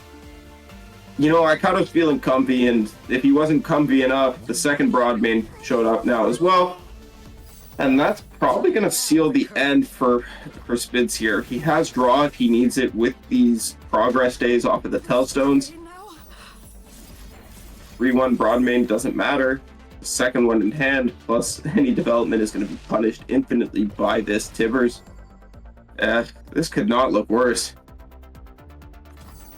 Particularly, I think Demacia into Noxus has always been a tough matchup. Particularly in a format where we have Flock. So yeah, that's one of the reasons why I hate these piles so much. They just have it so easy with Flock available, man. Thank God it was rotated. I'm also glad Flock was rotated. Flock does not feel like a card that should be in Noxus. It's just too strong, man. Broadmane is also a card that I feel like should have been nerfed in the previous patches, I guess. I don't know how it escaped nerfs. Actually, I do know how it escaped the nerfs because these decks weren't that much. They weren't just weren't strong enough to warrant nerfs. But yeah, just feels bad to see it in action in the hands of such skilled players, I guess. And this looks very, very done for Spidz. I wonder which deck she's banned. I wonder if we're going to get to see the Maokai Carmelist from Aikado or the Katarina Leona deck. Both are kind of rough for this Demacia matchup. There's Flock in the Katarina Leona deck, there's stunts in that deck. But then Karma, on the other hand, has vengeances and things of that nature, and healing and recalls. All of that is scary, including the Soul Harvest. Soul Harvest is so bad for Alawi. This is a funny play. I like this line a lot. Yeah, you're not going to Kaboros. It's a 2-2 now. Yeah. Broadmane comes down, removes one of the 2-2s.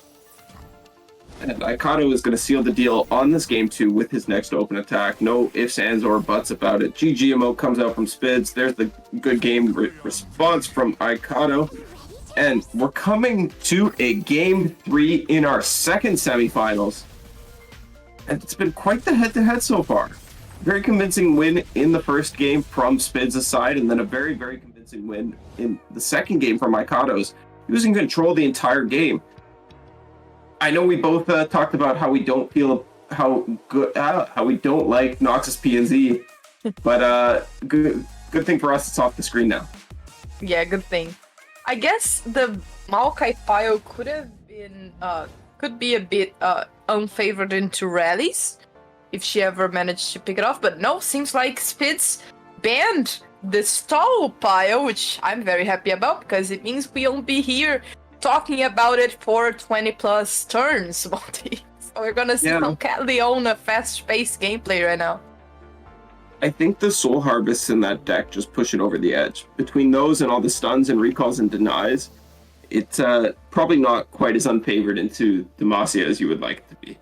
So looks like we're gonna get this mid-range beatdown matchup, and Spidz's game plan is going to be focused around the Cataclysms, right? Because those beat stuns. Doesn't matter if you stun Alawi the first time, she's going to get to go in with it a second time, and because of that, she will be throwing a ton of damage at the face. And Aikado's got to find a way to try and play around that, maybe with something like this Noxian Fervor that's shown up in his hand. Yeah, Spidz List doesn't have a lot of healing, so if Aikado just brings a fast game gameplay, which is very, very possible considering his hand, we might just see a quick 2-1 for him right now. Yeah, we'll see if he can come out of the gate fast enough to contest Spidz's big tentacles or force her to trade off aggressively. At the moment, things are looking pretty good for Spidz. She has access to this Tentacle Slam. No Alawi yet, but 2 C's voice means that she is going to be able to continuously output threats of overwhelmed tentacles. And that's very, very important for this deck. Do you remember what I said about one-offs? Well, we have Sunburst in hand for Aikado. Yes, we do, and that's going to be huge for this matchup as well, because Sunburst, of course, is one of the most effective ways of dealing with an Alawi for this deck. Takes her off the field immediately. Yep.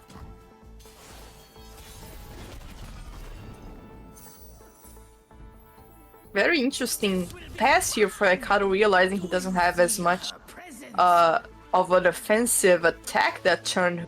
First, bring it another future turn with these cards, but now Spidz is aiming at controlling this board with this Broadwing, and the tentacle is already big enough to take out both of these units without dying. Maybe we're beginning to see a tempo loss, or maybe a time loss here for Aikado with these past few turns.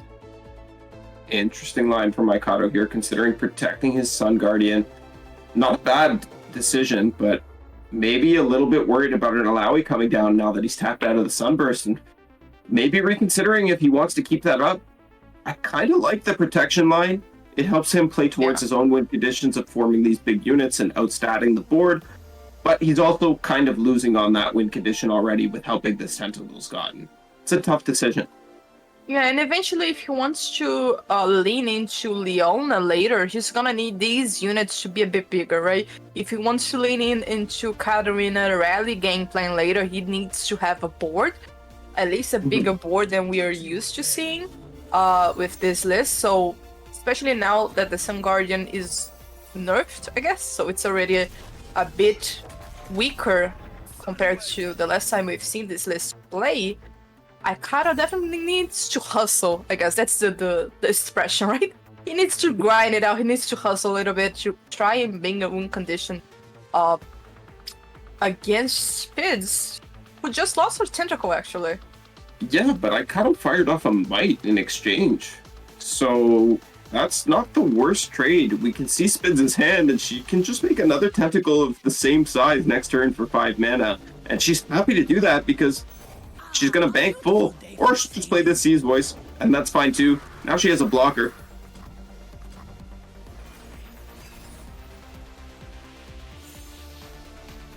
I'll do better this time. Aikado going to full swing in here on the open, continues to hold Sunburst available for a potential Ilawi. Spidz probably going to be pretty happy to just full trade this, maybe use this Sharp Sight to keep one of the C's voice alive. Maybe just take 3. Yeah. Just says, okay, I'll take 3. Yeah, there's And definitely now- that cap we've mentioned, right? Of how much damage you can take before you're in lethal range of a big churn in certain matchups. And Aikado is looking a bit on the limit here for those Nexus points. Meanwhile, Spidz can afford to take a few hits, I guess. Yeah, I definitely agree with you, Joey. I think also the fact that Aikado used his Might means that Spidz can be a little bit more lenient with her HP as well. And now we see the Fiora drop. This is going to fork Aikado a little bit. But luckily enough for him, he picked up a Pirouette and can maybe put a little bit of a threat on both these units if he wants. There's not much draw in his list, right? No. Just gonna be at the mercy of top decks then for the next few rounds until Spidz manages to get her board going. Spidz has Eye of Nakakoboros in her list for draws, so she is definitely coming out ahead in this top deck war more often than not. Only Pale Cascades from the side of Aikado, and 2 of them at that. Ravoon, kind of like draw, sort of, but still, very few options.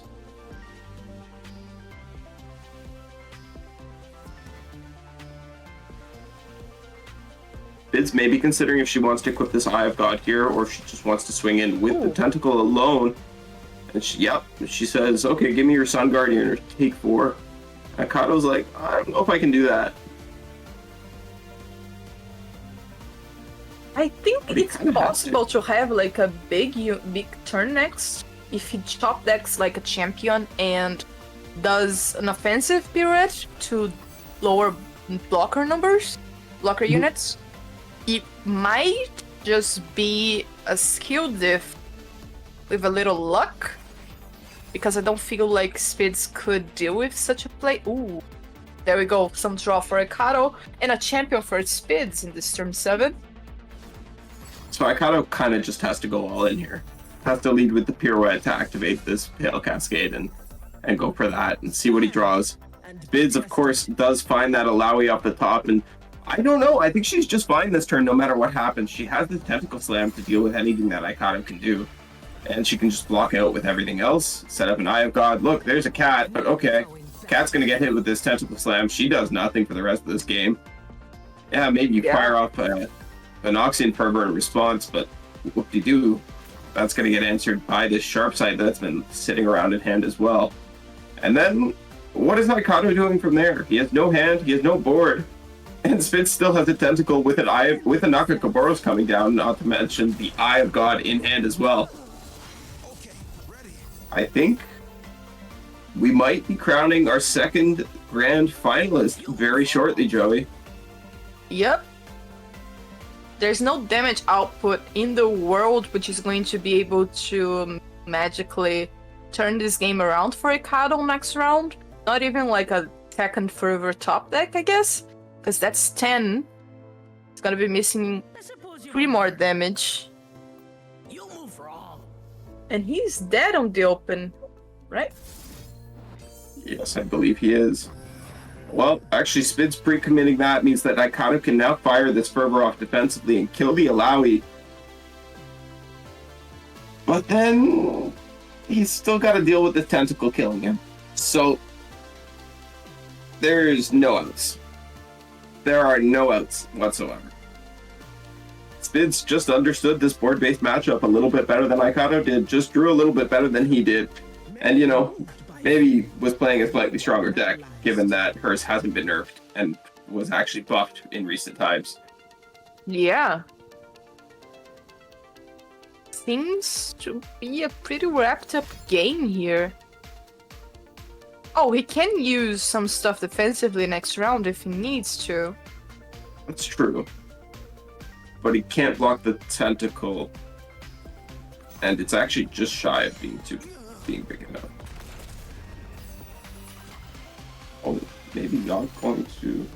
Okay, can I use the Blade's Edge after the... Yeah, makes no difference, but slightly more correct overall.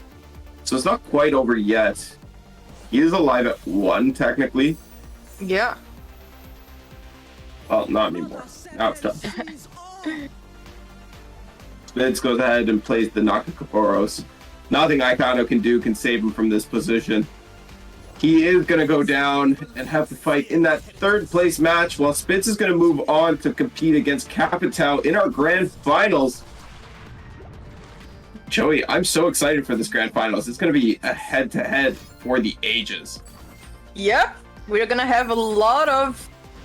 He's still alive, actually. Yep, he is still alive. Not gonna go down without a fight. I mean, he's dead. There's no way this wins. Now, there's literally no 2-card. He would need Decimate into Decimate, which he doesn't run. He would need Decimate into Decimate into Decimate, which he does not run. So there's no way for him to do it. But Spidz is gonna get to kill him with the Nakakaboros, as you said. I've never seen this pop off. So I'm so glad she got to do it. Aikado always in there for the content. Letting us see it. Nakakaboros coming in for the 69. It's perfect. Party posting is real. Unbelievable. What a way to kick off, but to end our semifinal bout. That was an absolutely incredible series. Yep. Yeah, very interesting to see how the Removal King circuit is gonna play against this Spidz threats.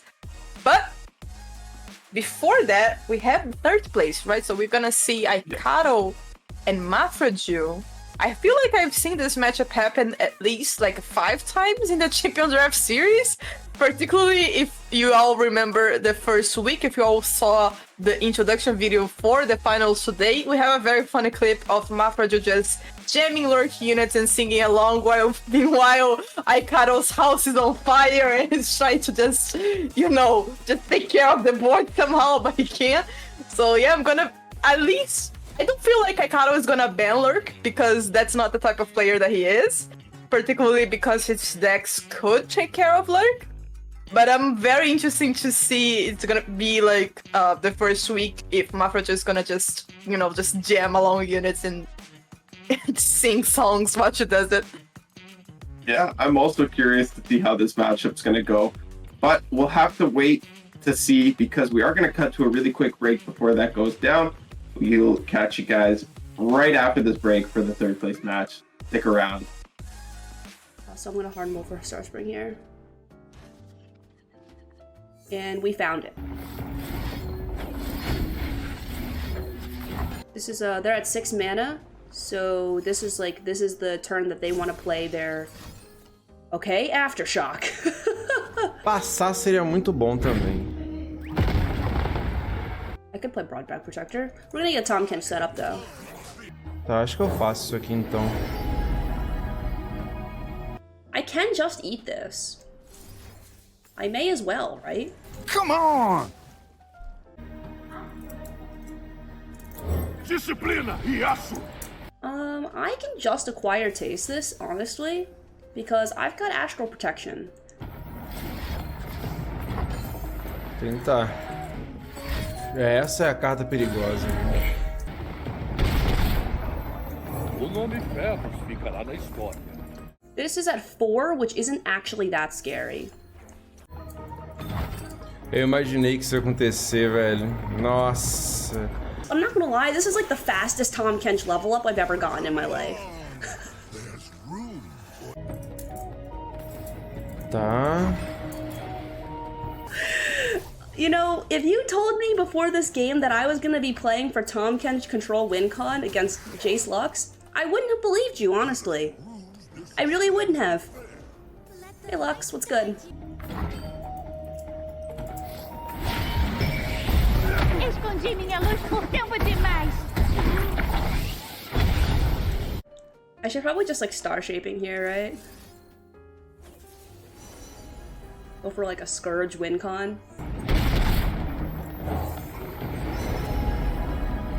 Bruh. Eu acho que eu sempre uso Jace aqui. Amanhã nunca pareceu tão brilhante. We're gonna just eat Jace. See you, Jace. Tá. Existe a chance de ter uma cascata lívida. Mas eu preciso jogar pra Lux agora. Eu nem preciso do cardápio.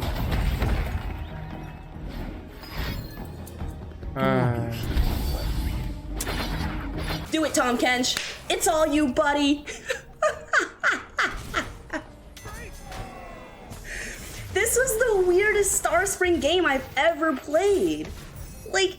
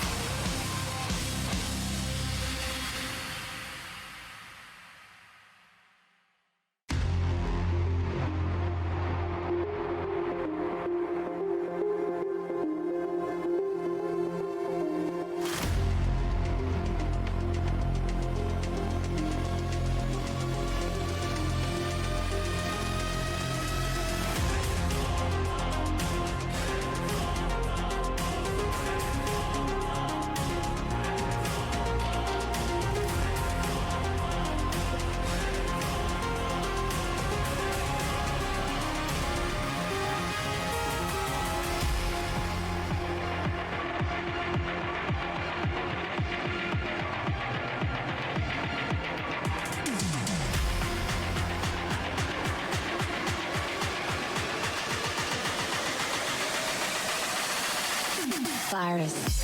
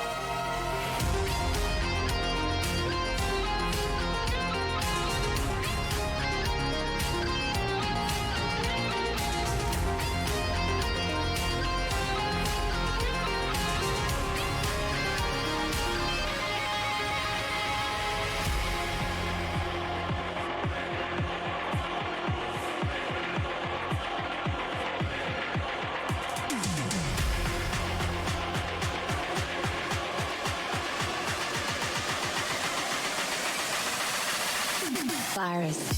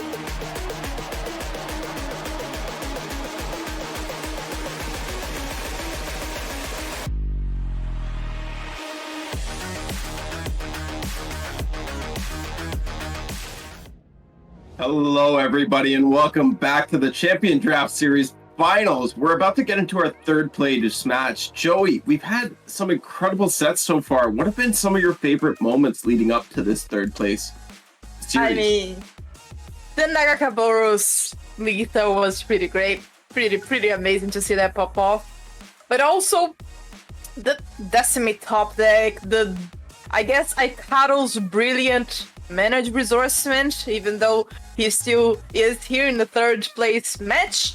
And of course, I still have a lot of hope for Mafraju. I still have a lot of hope to see that tribing pop off. Or if Aikado chooses to ban it, I will be looking forward to seeing a big VA go up. And we're just going to take a quick look at our bracket here. We can see that Capitao took a very quick 2-0 in our first series of the day, taking Mafraju down and knocking her into this third place bout. And then Spidz won 2-1 against Aikado in a very show-stopping fashion, let's say. And despite not having set in her lineup, her wins were spectacular. And now we're about to get into our third place game of Mafraju versus Aikado here. And speaking of Mafraju and her hopes, let's take a quick look at her decks and see what she's brought today. Nora Viego's going to kick it off. We saw this. We didn't get to see this played earlier. We saw Dry Beam go down 0-2 really quickly. Joey, do you think this is going to get to see some play? I mean, it could.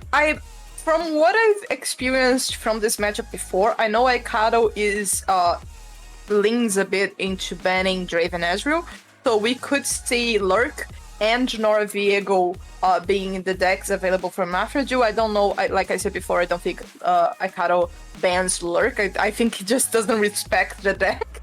So we could be seeing very big Lurk units or very big Viego units. I definitely like the Soul Cleave as a one-off. I feel like I've seen her brick too often with this card before. So with the tweaks for this list, with the Hapless Aristocrat, the Ceaseless Sentry, maybe even Nora's Portals bring something interesting for Mafraju. But yeah, I have high hopes for this list, and of course, we all know that Mafraju is a menace with her Lurk deck. Yeah, I think this deck is hopefully going to be one that gets to see some play today. Like I said, I'm a big fan of it in the way it's been constructed. Soul Cleave, definitely one of the brickier cards, exactly as you said, but very fun to combo with something like the Aloof Travelers or the Camavoran Soldier or even the Junk Construct. Soul Harvest going to give backline access to units like the Ezreal that can otherwise be somewhat problematic or tricky to deal with. So this deck hopefully gets to see some play if she wants to win. And we saw that the Tri-Beam deck, which we'll get to take a look at now, did not do so well earlier today. So hopefully Aikado wasn't watching that, didn't get to see it go down 0-2, and doesn't learn from Capitao to maybe leave this one up.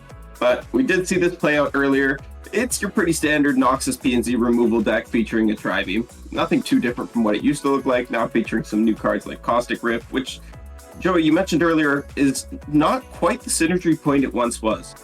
Yeah, because before we used to have, I think it was, if you didn't have Flow, it was 3 costs, and if you had Flow, it was 2, and now it's just 2 and 4. So those are very even numbers for this odd leaning list. But also, I feel like maybe this list is good into Aikado's, I guess, Cat Leona list. It could be good into that.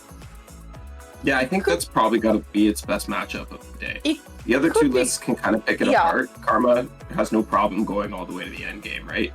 Yeah, but then we have, like, I definitely, it might just be my memory playing tricks on me, but don't you remember certain matchups with Shadow Isles and Iona being kind of tough for Tri-Beam? Not tough, but like kind of easy for Tri-Beam. Sometimes I would see Tri-Beam picking it up against lower lists, even against Field Rush, by just like stacking units on board, or just getting an opportunity to send off the Tri-Beam and get like a very fancy unit. I guess Tri-Beam really was the Nora's Portals before Nora was a thing, right? Yes, it was. It really, really was. You just wanted to stack the board with a bunch of chumpy units and then hit this one big turn where you swing the board in your favor. It plays very similar to Nora. So kind of interesting that Mafraju's running almost 2 Nora decks here. Yeah. I could see it being okay into the Karma deck for the reasons you stated. You can definitely force that deck into having to dump mana on something like a Vengeance. And then when they've dumped that 6 mana, oops, no deny, now I can get my Tri-Beam through. Even if it's only 4, that's like a high roll point, and you're like happy to get it off in exchange for a unit at that point, right? Yeah. And the Farron just could send it home with the Decimates, I guess, because there's only so many Decimates, so many denies in a list. Mm-hmm. And then the last deck we're going to see here has no fear of deny because it's got one of its own. It's Lurk. Pike Rek'Sai is a menacing deck, very threatening, always there, always something to be wary of. Yeah. Like I said, I don't feel like Aikado is gonna fear this list, which might just be his downfall. This list can just, you know, yank the carpet out of someone's feet, and just, you know, just high roll a bit. The thing about Lurk that's a little bit understated is that it does have different hands that play and different states that play different ways. You can definitely play like a go wide strategy into this Karma list, and it's going to struggle to deal with that effectively. Whereas versus the PNZ Noxus list, you can go for like a more of a go tall list and say, hi, you don't have your Disintegrates. Or you can continue to go wide against them as well and say, hi, you don't have Caustic Rift.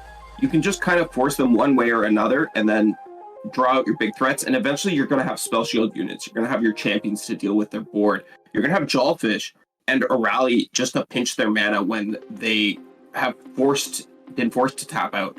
So this deck has a lot of play into everything coming out of Aikado's side. And I wouldn't be surprised if maybe he's forced into switching it up and banning it, but like you said, I don't think he's going to respect it. I think he might have to, and I think it might be his downfall when he doesn't. Yeah, it's very interesting because I think Lurk is the best option for him to ban, like maybe statistically or even logically, but I feel like his heart is just gonna go, I don't respect it, just, you know, Lurk, you know, just like, yeah, screw Lurk, I guess. I gotta agree with you there. We're going to take a look at Aikado's decks up next here, and here's the very first one that we've been talking a little bit about and saw earlier today. It's the Anti-Seraphine Vi list with the Ravenbloom Conservatory as its top end. So this deck does have ways of dealing both with go wide and go tall strategies, but often the draw doesn't line up in the way you want it to, or you only get one half of the deck, and you're kind of stuck playing against a deck style that you're not prepared for. And into Lurk, as we've said before, I definitely would like to see more pirouettes, just because I feel like that, like pirouettes just completely deal with Rek'Sai without having to remove her. So I feel like maybe this is gonna be the matchup for the one-offs. As I said before, we saw that like Mafraju has one-off Rally and one-off Deny, which can both be very powerful against Aikado list with removal and stuff, but then he can have the one-off pirouette just answer everything, right? Pirouette not only very effective against the Rek'Sai, but also very effective against the one-drop fearsome unit that's otherwise very hard for this deck to deal with. Aikado's next list, though, is going to be the Katarina Leona deck, and this one has a little bit more beef and is a little bit less scared of fearsome units, given that it has so many fearsome blockers as well as all these stuns. Now, I wouldn't be surprised. I want to say this one's the one that gets banned, but I don't think you can because, like we talked about earlier, I think Tri-Beam's going to play nicely into it.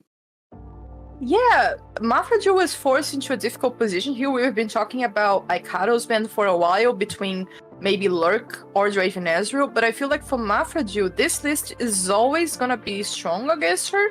Like, maybe Viego can take it down, maybe Tri-Beam can take it down, Lurk. It's kind of, I don't know, I feel like it's 50-50 Lurk against this. I think it's slightly unfavored for Lurk, I would say. But maybe that's my bias against Lurk as well. maybe Mafraju feels differently. Maybe she feels 55% Lurk and she's happy to play this matchup. Have you played Mafraju's Lurk? Have you played Mafraju's Lurk? She has some insane... I've played against it, yeah, it's scary. It's frightening. I've been that unfortunate soul once or twice. I don't envy Aikado in this hot seat right now. Yeah. It might just be that he builds like a really big Sun Guardian and just blocks everything. Yeah, but we also saw in that last series that Aikado is not particularly comfortable on this style of deck.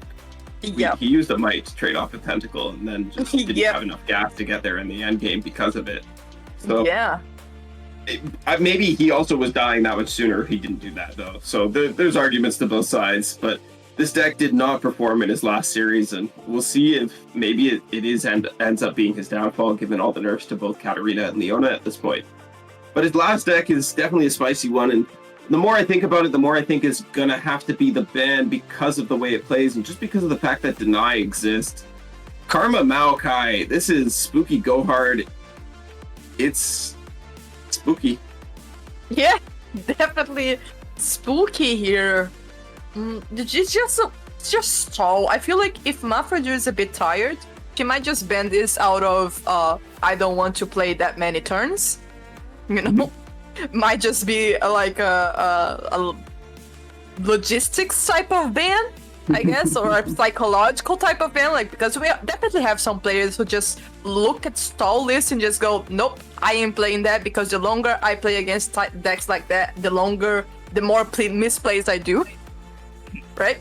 So, yeah, I don't know. I feel like it's definitely gonna be this one or the Leona cat that's gonna get banned. Yeah, I think it's gonna have to be this Karma deck, because do you want to bet on it? The reason I want to ban this Karma deck if I'm Mafraju. Do you want to bet on it? Let's bet on it. I want to bet. What are we gonna bet, Joey? I don't know. I don't know. I don't know. Oh. Like, good vibes. Let's bet good vibes. Okay. If I win, you gotta send good vibes to me. And if I mean, you I'm win, always I gotta sending send good vibes to you. Yeah. Like, let's bet on it. Vibe. I'm gonna bet that Leo Cat is gonna get banned. I will bet that Maokai Karma gets banned. I'm pretty confident this has to be the ban. Let's see then. I think the mental warfare aspect is going to be a big part of it as well, for sure. Because if you're not used to playing at the clock when it gets down to that end point, it gets very tough. Like, when you have to play your turns at that accelerated speed and you only have like 5 seconds to make your play for the entire turn, you're like, what do I do? I've missed the button before because I just wasn't fast enough to play in that endgame overtime. Yeah, I'm never comfortable playing with lots of cards in hand. Like, personally, having lots of options just screws me over. And having like a lot of cards in hand and very long drawn out turns just makes my brain shut off. So that's definitely something to take into account when you're like playing competitively. Like, if you know that you're gonna make a lot of misplays against a certain type of deck because of the characteristics of that matchup, it's definitely, I think, worth it to just ban it and just risk having a better played matchup against other decks, I guess. Speaking of bans, we know that the PNZ Noxus decks made it through on both sides here. We have Aikado on the Seraphine list and Mafraju on the Draven Ezreal. Yeah, I hate this game already. You know it. I just hate this PNZ Noxus control list. But I'm gonna be rooting, of course, for my partner, my Brazilian friend Mafraju here, and for Tribeam, because I feel like Tribeam is less obnoxious than Conservatory mounting. I agree with you. I'm also rooting for Mafraju. I want to see her win. I want to see Tribeam take it down. I want to see the blast from the past make it in the present. Yeah, so this is not like a very impartial casting at all. But here we have Mafraju bringing some sort of blockers for Aikado in the first few turns. These spiders don't matter at all, right, Monty? I've never saw these spiders matter. I mean, 3 damage is pretty good. And now we get to chump block this if we want to. We can trade a 1-drop for it. It doesn't feel that bad. I like the Mystic Shot too, but if we're Mystic Shotting, I don't like trading the 1-drop. Have a better hand into Tribeam as well, right? Yes, we do want to be advancing that, but we don't need to start playing towards it just yet. We can play with Draven next turn and still be banking full mana, have all of our stuff available. Yeah, this seems like a daydream of a hand for Tribeam here, because we have Raven coming up with an X generated in hand. We can just be discarded next turn with the Dredger, so this is looking like a better matchup for Mafraju already with this list. Aikado's hand just got a lot better as well, though. He's been able to put out blockers of his own with his own House Spider, and now putting down the Augmented Clocklink, picked up a Static Shock for 3 mana. That could be a surprise factor moment for him to swing things back his way, especially with this Broadmane in hand and multiple Disintegrates. Not really scared of anything. Maybe Tribing. Tribing is gonna be the big scary thing, right? Mafraju certainly hopes so, but it's gonna have to take a while to get up to that point. We're not quite there yet. I feel like it's gonna be very interesting to see this Tribing, because ever since it was released, this was something that always happened with Tribing, right? We have, as throughout the game's expansions, the more units that we have, the better Tribing kind of sort of goes if the units are good, right? So if we had many units that were released that weren't that great, specifically for that maybe 8 mana curve or 9 mana curve, 9 mana curve used to be the bomb for Tribing, right? It was like the best mana curve you could have. And the 10th mana curve used to be really bad, but now the 10th mana curve has C3 Lady of the Clouds. So it's interesting, right? There's a lot of different options, the different breakpoints, and like we talked a little bit about during the break screen, different breakpoints can matter in different matchups. Against a deny deck, sometimes you're happy to just go for a 4 high roll, but against another deck like this PNZ Noxus one, you can afford to be really, really greedy and try and play this for the 10 drop, because that's probably your best chance at winning. Yep, and we still have maybe the Pharaoh coming along late, which will definitely be something kind of unanswerable for Aikado if we just take into account the decimates, right? We could just be having like really burny strategy here from Mafraju, and she's just stacking this Tribing multi. I think it's up to 5 now? Is it right? I think so as well, and with this Draven, we're going to get to 6. Ezreal takes it to 7, and then 8 off of the Stun Spider as well. Oh, only 4, so 7, this is going to cap out at 7 unless we get to play this Scorched Earth, which it looks like we've prepped for right away. Actually, Flock going to come out instead. That's a little bit more mana efficient, nothing wrong with that. Can also save the Scorched Earth for the threat of any Raven Bloom. Aikado hasn't quite stacked that up to 10 yet, currently sitting at 6. Yeah, it's interesting because Broadmane used to be this really big threat, right? For any of the decks that we've seen Aikado play against, and now Flock is just not Flock. Broadmane is easily removed by Mafraju, which is basically turning the tides here for her in this game. And meanwhile, we have Tribing at 5. There's 3 units on board which are demanding to be removed, I guess, and they're just removed right now with one of the Caustic Rifts and one Disintegrate. Mafraju can risk those cards off her big long list of removals to play around against Aikado, but we also have this Tribing possibly going up to 8 and removing something really big on board. Aikado gets to play another Clocklink here, and he picked up a Seraphine off the top, so it's going to continue to be able to filter this hand, and has a win condition coming online relatively soon. Seraphine currently sitting at 5 out of 9 on her own flip. Mystic Shot hasn't been played just yet, and she's going to generate a spell of her own, so that means she's practically at 7.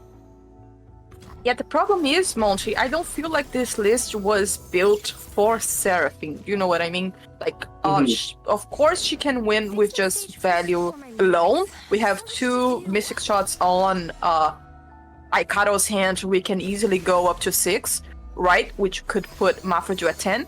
But at the same time, she doesn't have, like, what is she actually winning off of other than value, I guess? Random RNG bullshit, because she's Seraphine, and that's what she does. Yeah, and, yeah. I don't know about you, but I've seen Seraphine generate an Absolver and win a game off the back of it. Nothing Damn. Else, so. And this is Eternal, so this means we could definitely generate a lot of cards which are very powerful for this archetype. Oh, there's 2 Scorched Earth right now on Mafraju's list, which means she could just take care of very powerful units, possibly Tybuk, right? She can definitely take care of the Tybuk, but Aikado actually forced to use out all his removal here before the Tybuk can come down. Yeah. He's going to have a lot less damage to send to face, and yeah, these Scorched Earths are going to be very effective, but She could also just go ahead and drop the Tri-Beam into it. Yeah. Tri-Beam's gonna be at like 6 used to 7. It's 7. 7 and 6 used to be the worst mana curves. Let's see. Oh, that's a... It's not very nice. It's a good bit of damage. Yep. Aikado picking up a second Mystic Shot here means that he's going to have a way to deal with this Ezreal, even if it's flipped, or that he's forced to use this Disintegrate otherwise. Here comes the Station Archivist, and we get the option for a Tri-Beam. But instead, we're just going to go for this Static Shot, get some free draw, push an additional damage to face.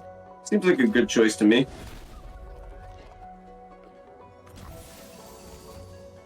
This jump bump is bringing more value than I realized. It's just a big unit.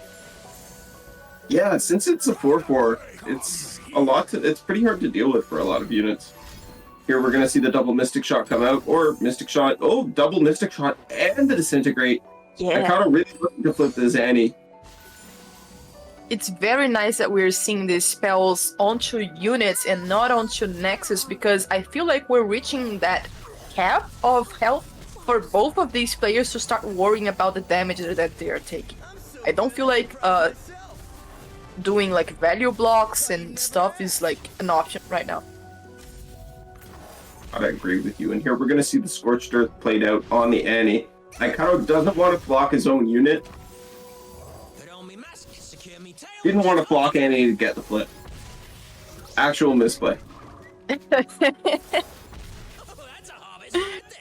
Oh, that's a lot of damage for this Ezreal. Yeah, Mafraju looking pretty good here, despite the fact that it's not her attack token. She might actually be able to end this game. Yep. We're going to get to see the stun come out on this 3-2 clock link. Third of the game for Aikado. He can pick up a Vi off of this. Not the worst choice. Funnily enough, be careful with mushrooms, right? Damage. So you can see, I don't know if you know this, Monty, but you can see the amount of mushrooms on a predict, right? Ow. Yeah, you just click on the card and it's just gonna show the amount of traps on it. You can do this for like mushrooms or flash bombs or portals, any kind of boom. Yes, any kind of... You're lying to me. I'm not lying. I legit am not lying. And I know Aikado knows this because he has done it before.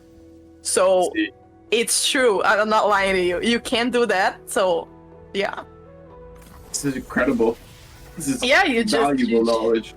Yeah, valuable knowledge. So, like, when you said he could pick up a Vi, I feel like he would be more, like, interested in picking up something without mushrooms on it at this point of the game.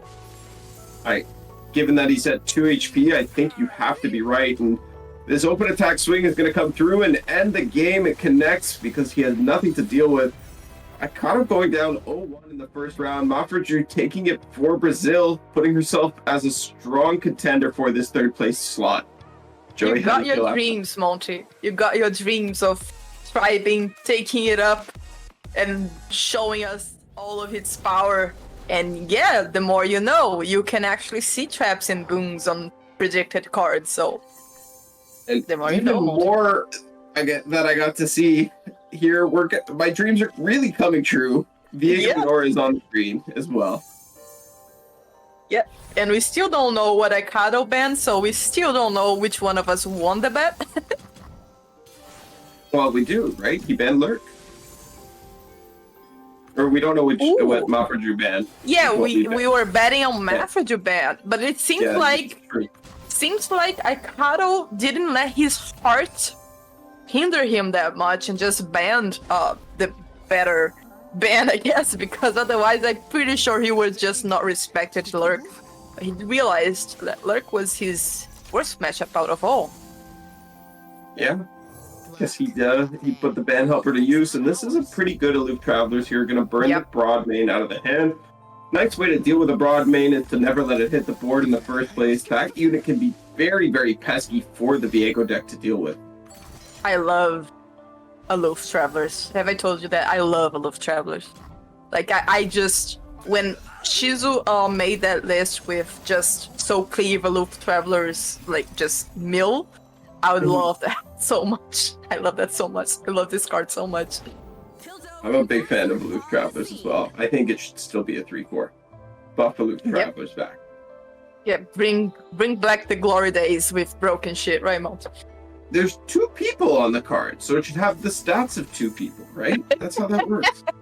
That's a good explanation, and it seems like Mafraju is taking the lead on control here. The 2 conservatories on board for Aikado haven't been doing much, and Mafraju hasn't been offering that many valuable units for Aikado to remove. But now that another has come on board, that's a very difficult option to a difficult card to use to remove such a small unit, right, Monty?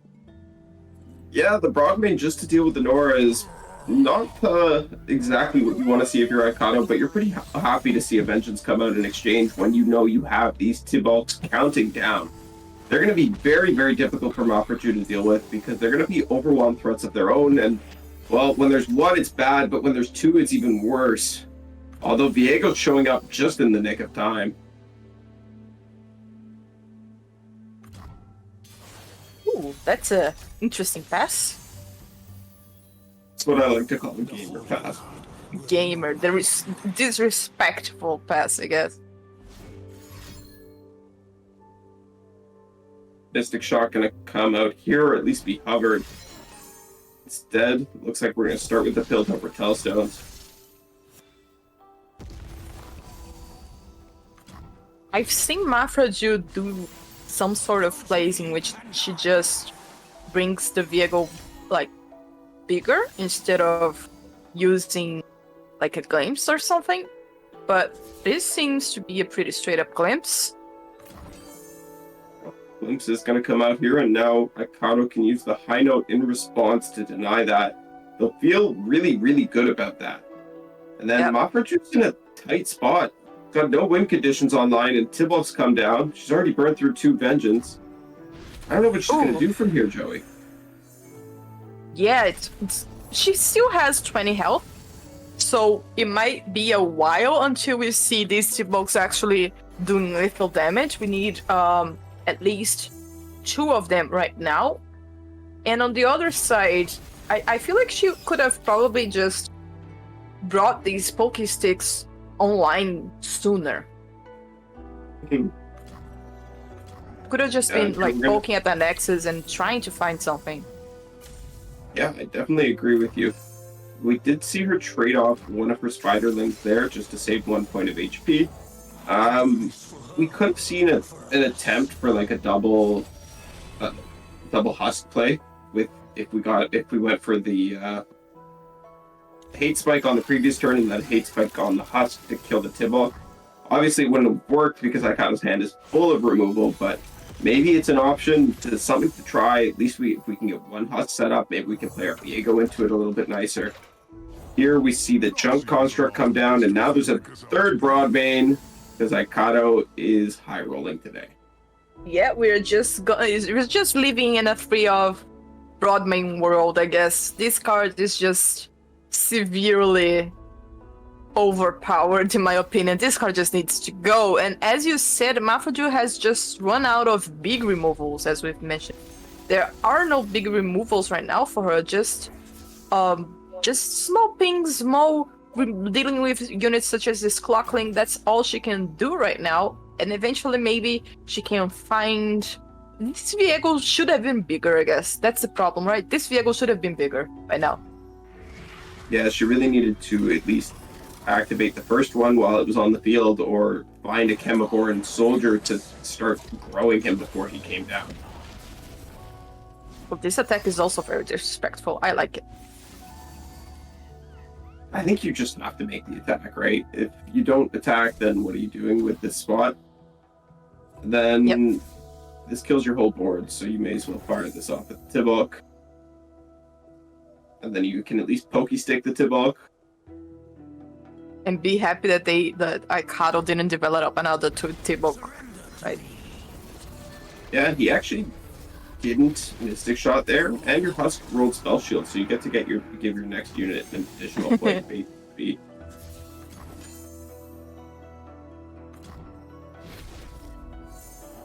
Ooh, that's an aura. You play the Nora. Oh. Yeah, I've noticed Mafraju isn't really a fan of her units. She just goes for them, you know? Mm-hmm. She just doesn't like her husks. She doesn't use her husks for value into other units as much as I've noticed. Oh yeah, that's the card that we were missing early game, the Kamavoran Soldier. Yeah, too bad now this high note is going to deal 3. Vengeance shows up though. That's kind of big. Yeah, that's kind of big. Yep, it answers his Tibble. What?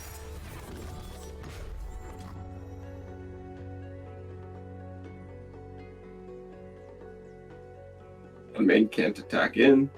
Aikado does have the option to end the round with this pass though. Yep. First pass is no longer a thing for Legends of Runeterra, so if Aikado wants to, he can just pass this game up. And that's exactly what he does. Mafraju just kind of burned 10 mana, I guess. I don't even know if that's bad for her though. She kind of just needs more cards at this point. She doesn't have the mana to play everything out, or rather, she has more than enough mana to play everything out that she wants to in a single turn. She's more threatened by Aikado's attack token and her lack of cards and value in her hand.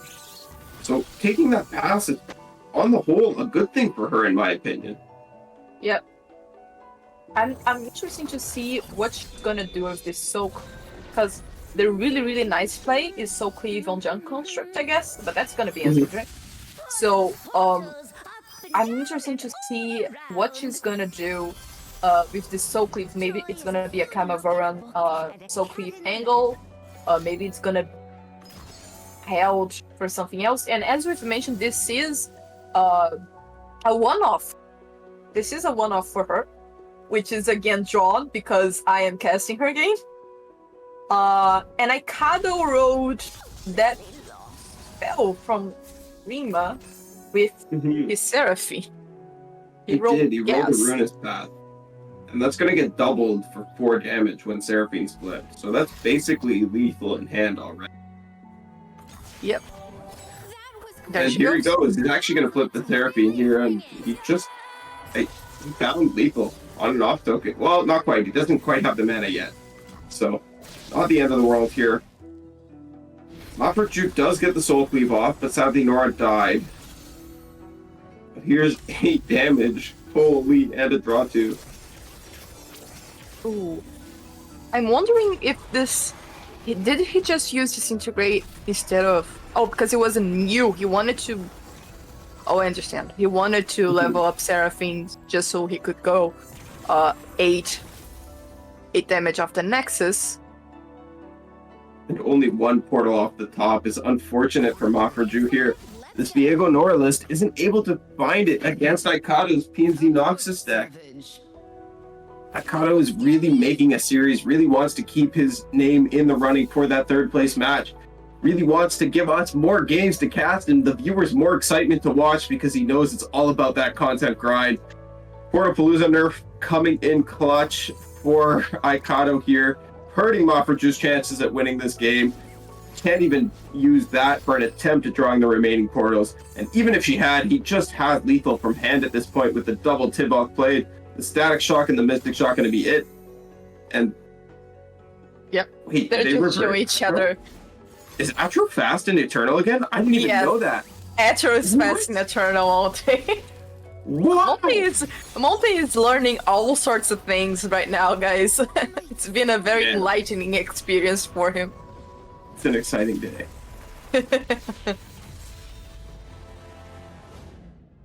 Aikado keeps himself in it for this 3rd place bout. It was a really great game too from him. He played phenomenally, did everything he could. He drew a little bit lucky finding not 1, not 2, but all 3 broad veins. So, I mean, power to him for that one. But what can you do? Sometimes it's just the way it goes. It's very interesting to see how like competitive players always are very lucky because they need to be, right? You can't win with this game if you're not like at least a little bit lucky. So it's very interesting to see when both players are so lucky that he drew 3 off Broadway and she drew 3 off Vengeance. So I guess it balances itself out. And Joey, it looks like you've won our bet. Yep. He has actually banned.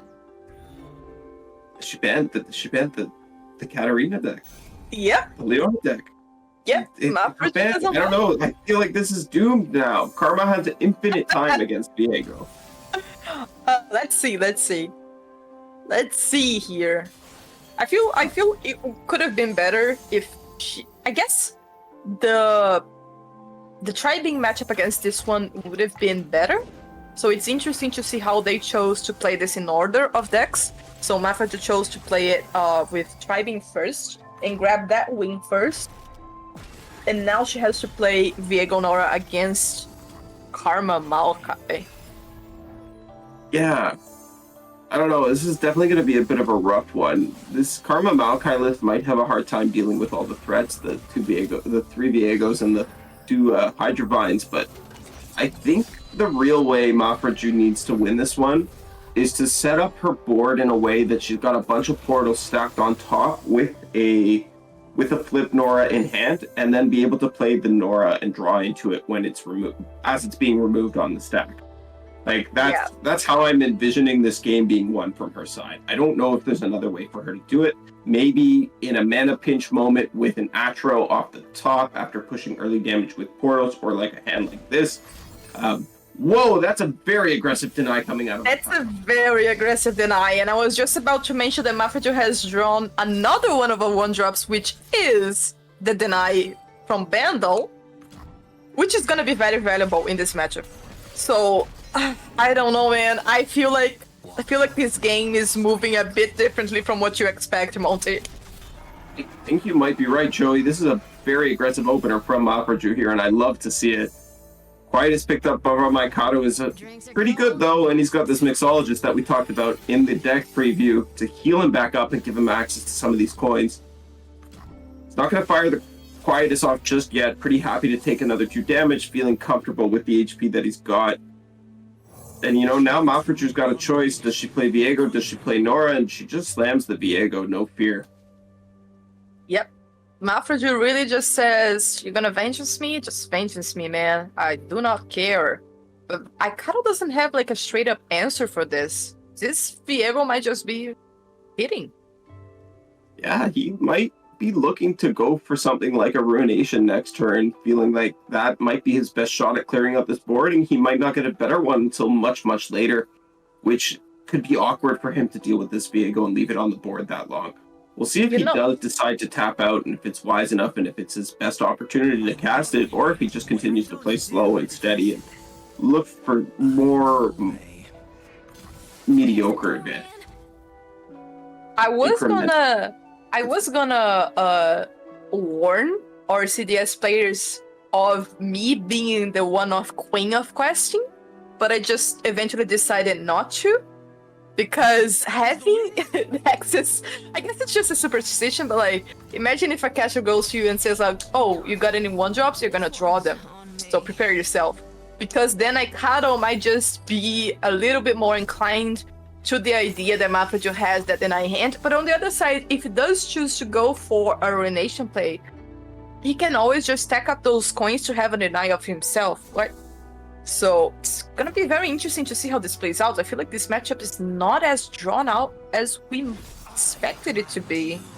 And this Viego is getting big, Monty. That's already a 8-4 Viego. Yeah, I really like the glimpse there from Mafraju. Starts to grow the Viego. It's correcting from the errors in the previous game where we saw the Viego was able to come down just raw twice in a row and just very easily dealt with that way. So forcing the growth early helps a lot. And Aikado here decides that he's going to go for the Eye of the Dragon and maybe try and proc flow into his next turn, so that way he can get some value off of the Deep Meditation. We'll see if maybe there's another decision that he opts for, as now that killing this 2/2 is going to grow the Viego, you may choose not to. It's interesting, this pass from Mafraju, because it's also the ultra disrespectful pass, which is just like, you have an Eye of the Dragon, you need to activate it. So unless you activate it, I'm passing. And it's very interesting to see how both players are kind of like playing mental games with each other. And she gets even more draw off of that pass interaction. She's very much coming out ahead in these little micro exchanges here. Her hand is looking better and better as the turn goes on, now that it's almost as full as Aikado's and way more threat dense. Ooh, that's a big mana spent here for Aikado.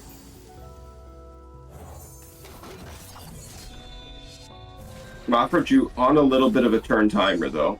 Aikado gets to turn 10, he has the Karma in hand, he has the Go Hard in hand, has the Place Your Bets in hand, and coins already started. He has pretty much infinite mana and infinite time at that board state. So he's got to start pushing damage quickly. And this might be the critical turn. We see the Bandle Deny that we talked about and the Runation that we talked about. Can she overdevelop into this, holding the Deny up and force Aikado to take a risky Runation line? Yeah, with Portapalooza in hand, would you really? It's an option for sure. Your Nora's flipping if the Portapalooza hits. Instead, she opts for this open attack with the Viego because that's pushing a ton of damage as is. And looks like she's going to force the Deny out in response to her own. And the tag out's going to go through. Yeah, that's no more denies for Aikado. She can jot that down on her card list. There's only 2 denies in Aikado's deck list, and those were already used. So this might make her a bit more comfortable into playing Atrocity, for instance. Yeah, definitely a feels good moment for that. And Nora's going to flip here. There's 2 portals left on top as well. So we might see those draw through. Doesn't look like it. Not quite yet anyways. We'll see if she decides to go for a Pokey Stick here to fish for the next portal while the Nora's still on the board. Or if she decides that's overplaying into a Runation, she's just happy to pass it down. Her hand is a bit too controlling for this matchup, I feel like.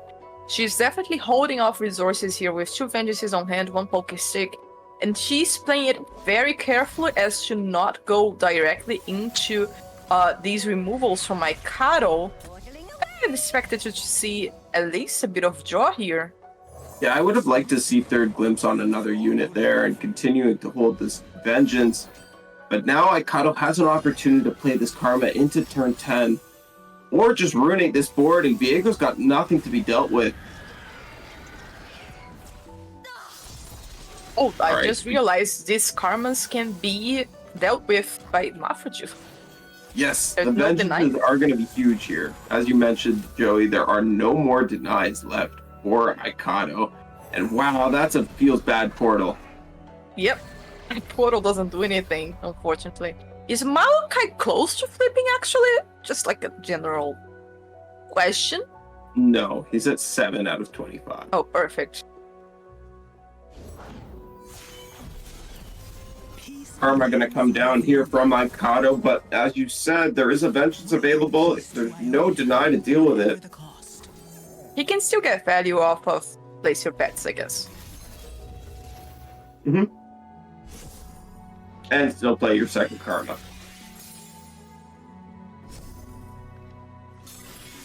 Oh, there's Or second. tag out the first one.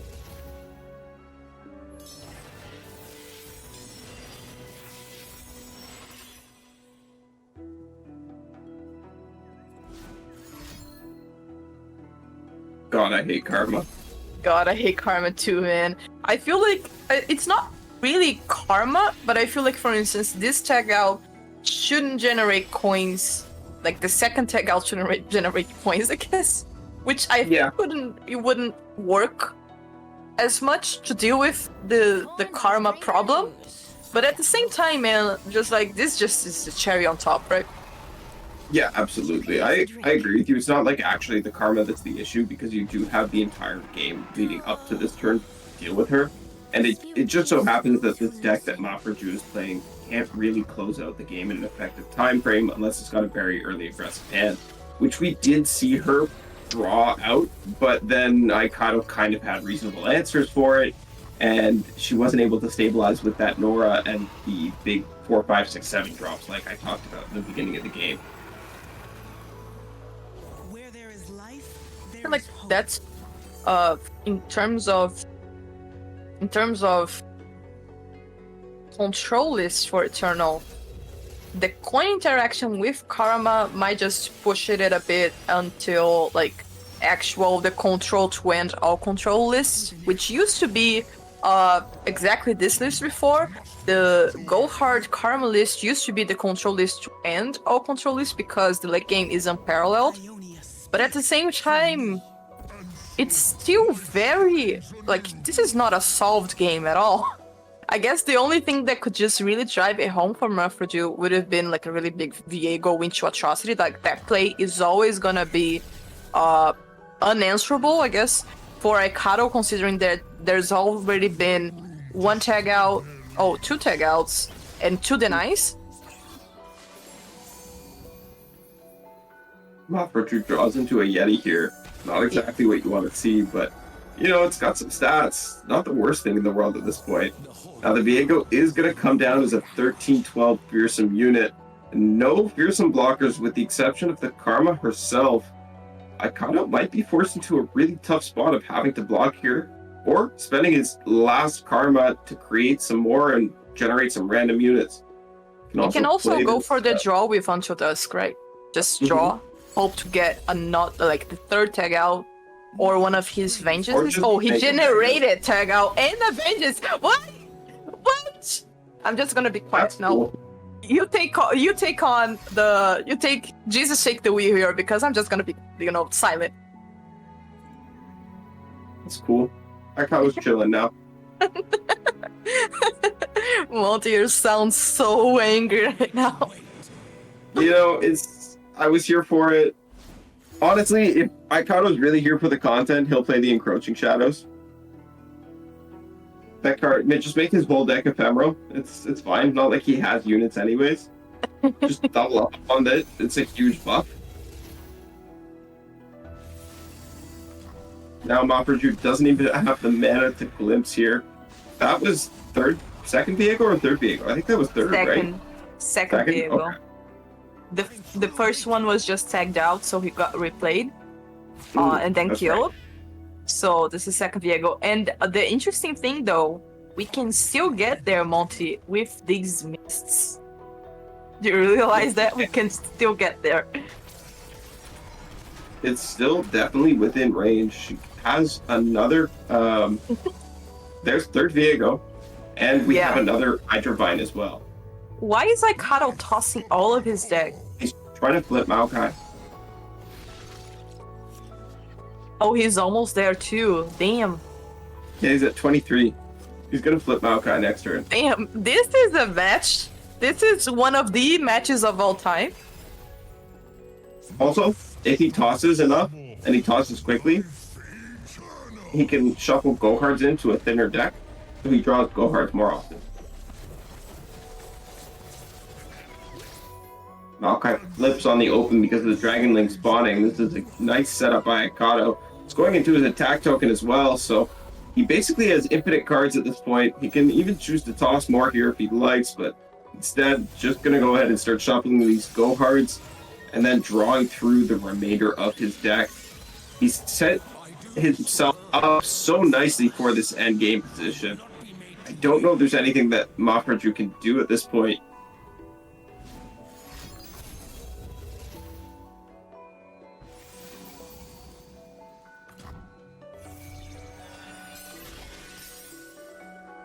Usually with Karma and coin lists, you have what I call the concussive palm beatdown, but we don't see that here. Aikado doesn't have a concussive palm, so I feel like he's trying to set up a really big attack turn with, go hard going to pack your bags here and removing close to all of her board, I guess. But at the same time, how are you gonna close out the game, I guess? Unless deck out.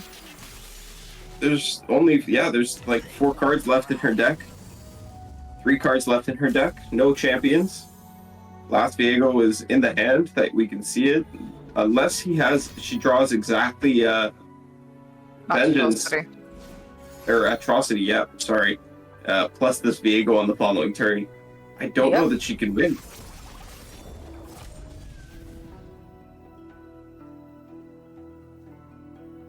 And she She can't actually draw needs to- either. She needs to pokey stick that Dragon Link as well, right?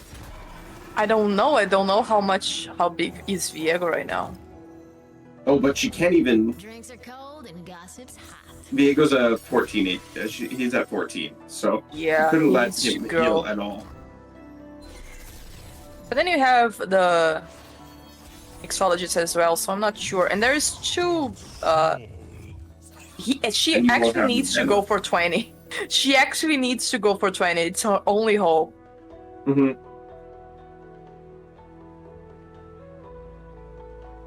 Yeah, she really has no other option. She also needs to bank full mana so that she has the the mana to make the play that she needs to make. But I don't know if she's going to be allowed to.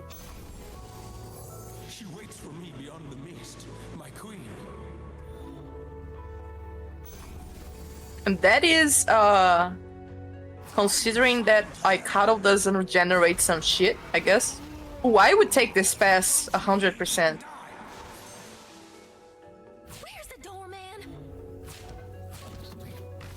Am I wrong to have taken this pass? Probably would have taken the pass as well. She has 2 cards, I guess. Yeah, but she has enough for the next attack token, which is kind of all she needs. And now we're And, reaching the point that Aikado is just looking to free up some space in his hand, so he's doing bullshit plays.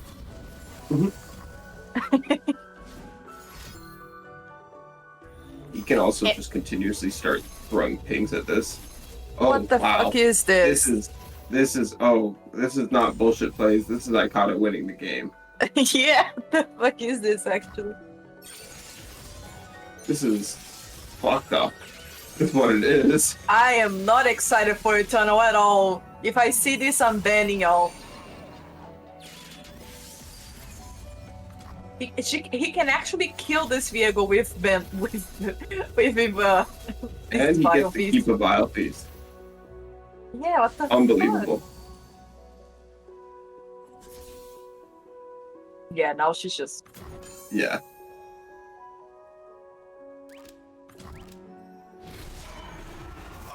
Wow. Aikado does a phenomenal job of keeping himself in the game through that early beatdown attempt from Mafraju's well thought out and well executed plan.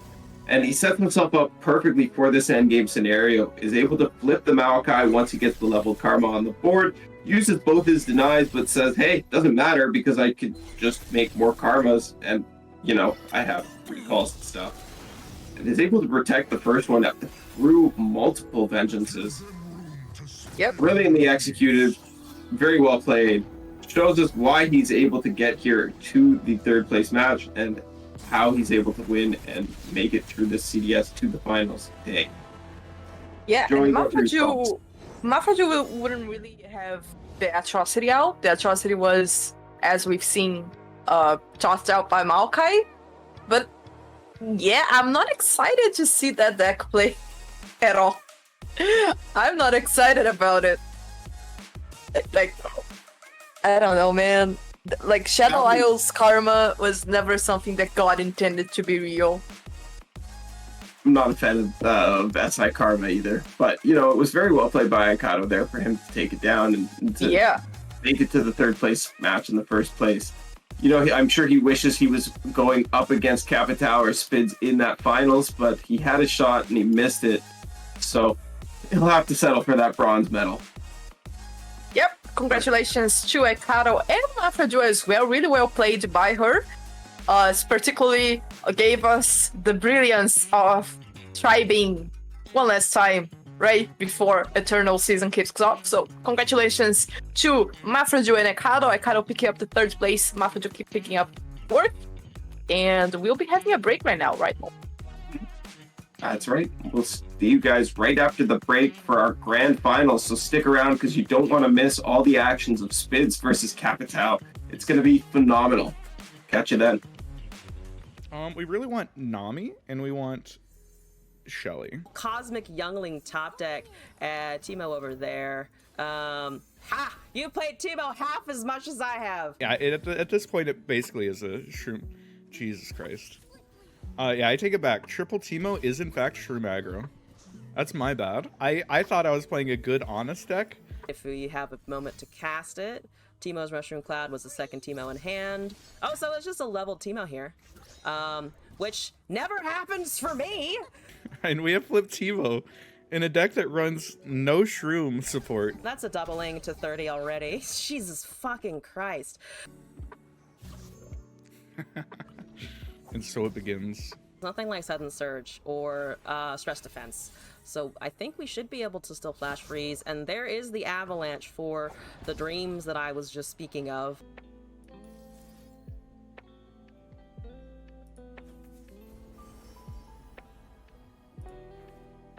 Give me Trinket Trade. Give me Trinket Trade. Give me Trinket Trade. No! Okay, that's fine, honestly. Though I think yeeting the Youngling was just wrong into the Avalanche, despite it looking like it might be the right call. I think it was just wrong. Bro, they've actually taken 1 damage per turn from this fucking Teemo. This Teemo's crazy, dude.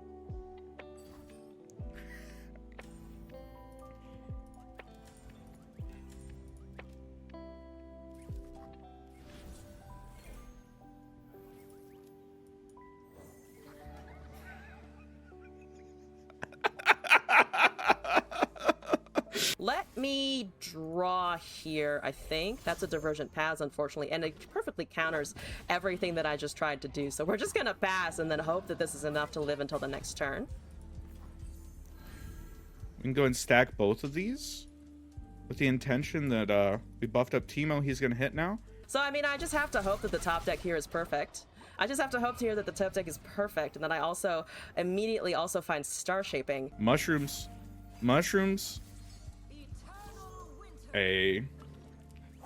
Exacties. Teemo fucking betrays me every goddamn time, I swear to God.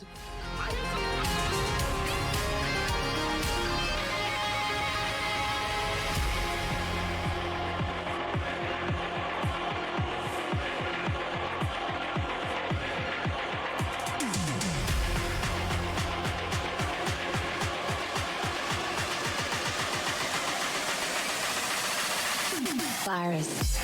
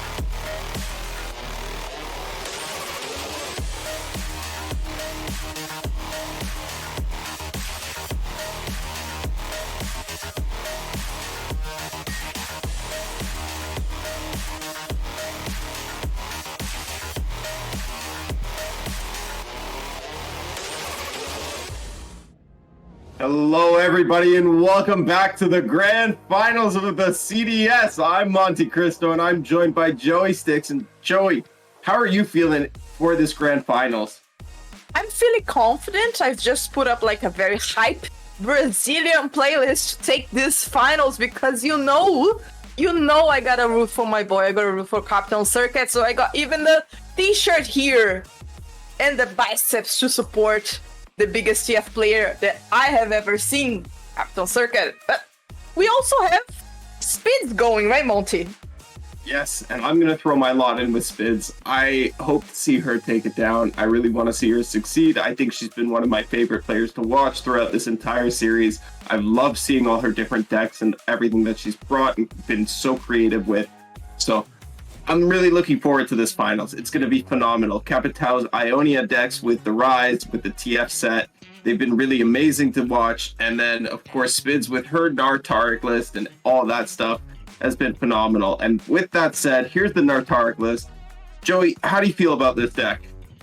I feel like this is almost a circadian play into this archetype because it has a lot of makai-symphonies, right? But this could probably be the value that is going to beat up Circuit's list, such as Lux, Jace, and maybe even the TF set list. So I'm very interested to see how this is going to play around Circuit's cards, especially considering the friendship one-off that we are bound to see. Because as I've told you before, like 3 times in this broadcast, I am the one-off queen for questing. If you have a one-off and you're bringing it to a competition that I'm casting, you're gonna draw your one-off. And this might be the one-off that is gonna give the edge to Spidz, Monty.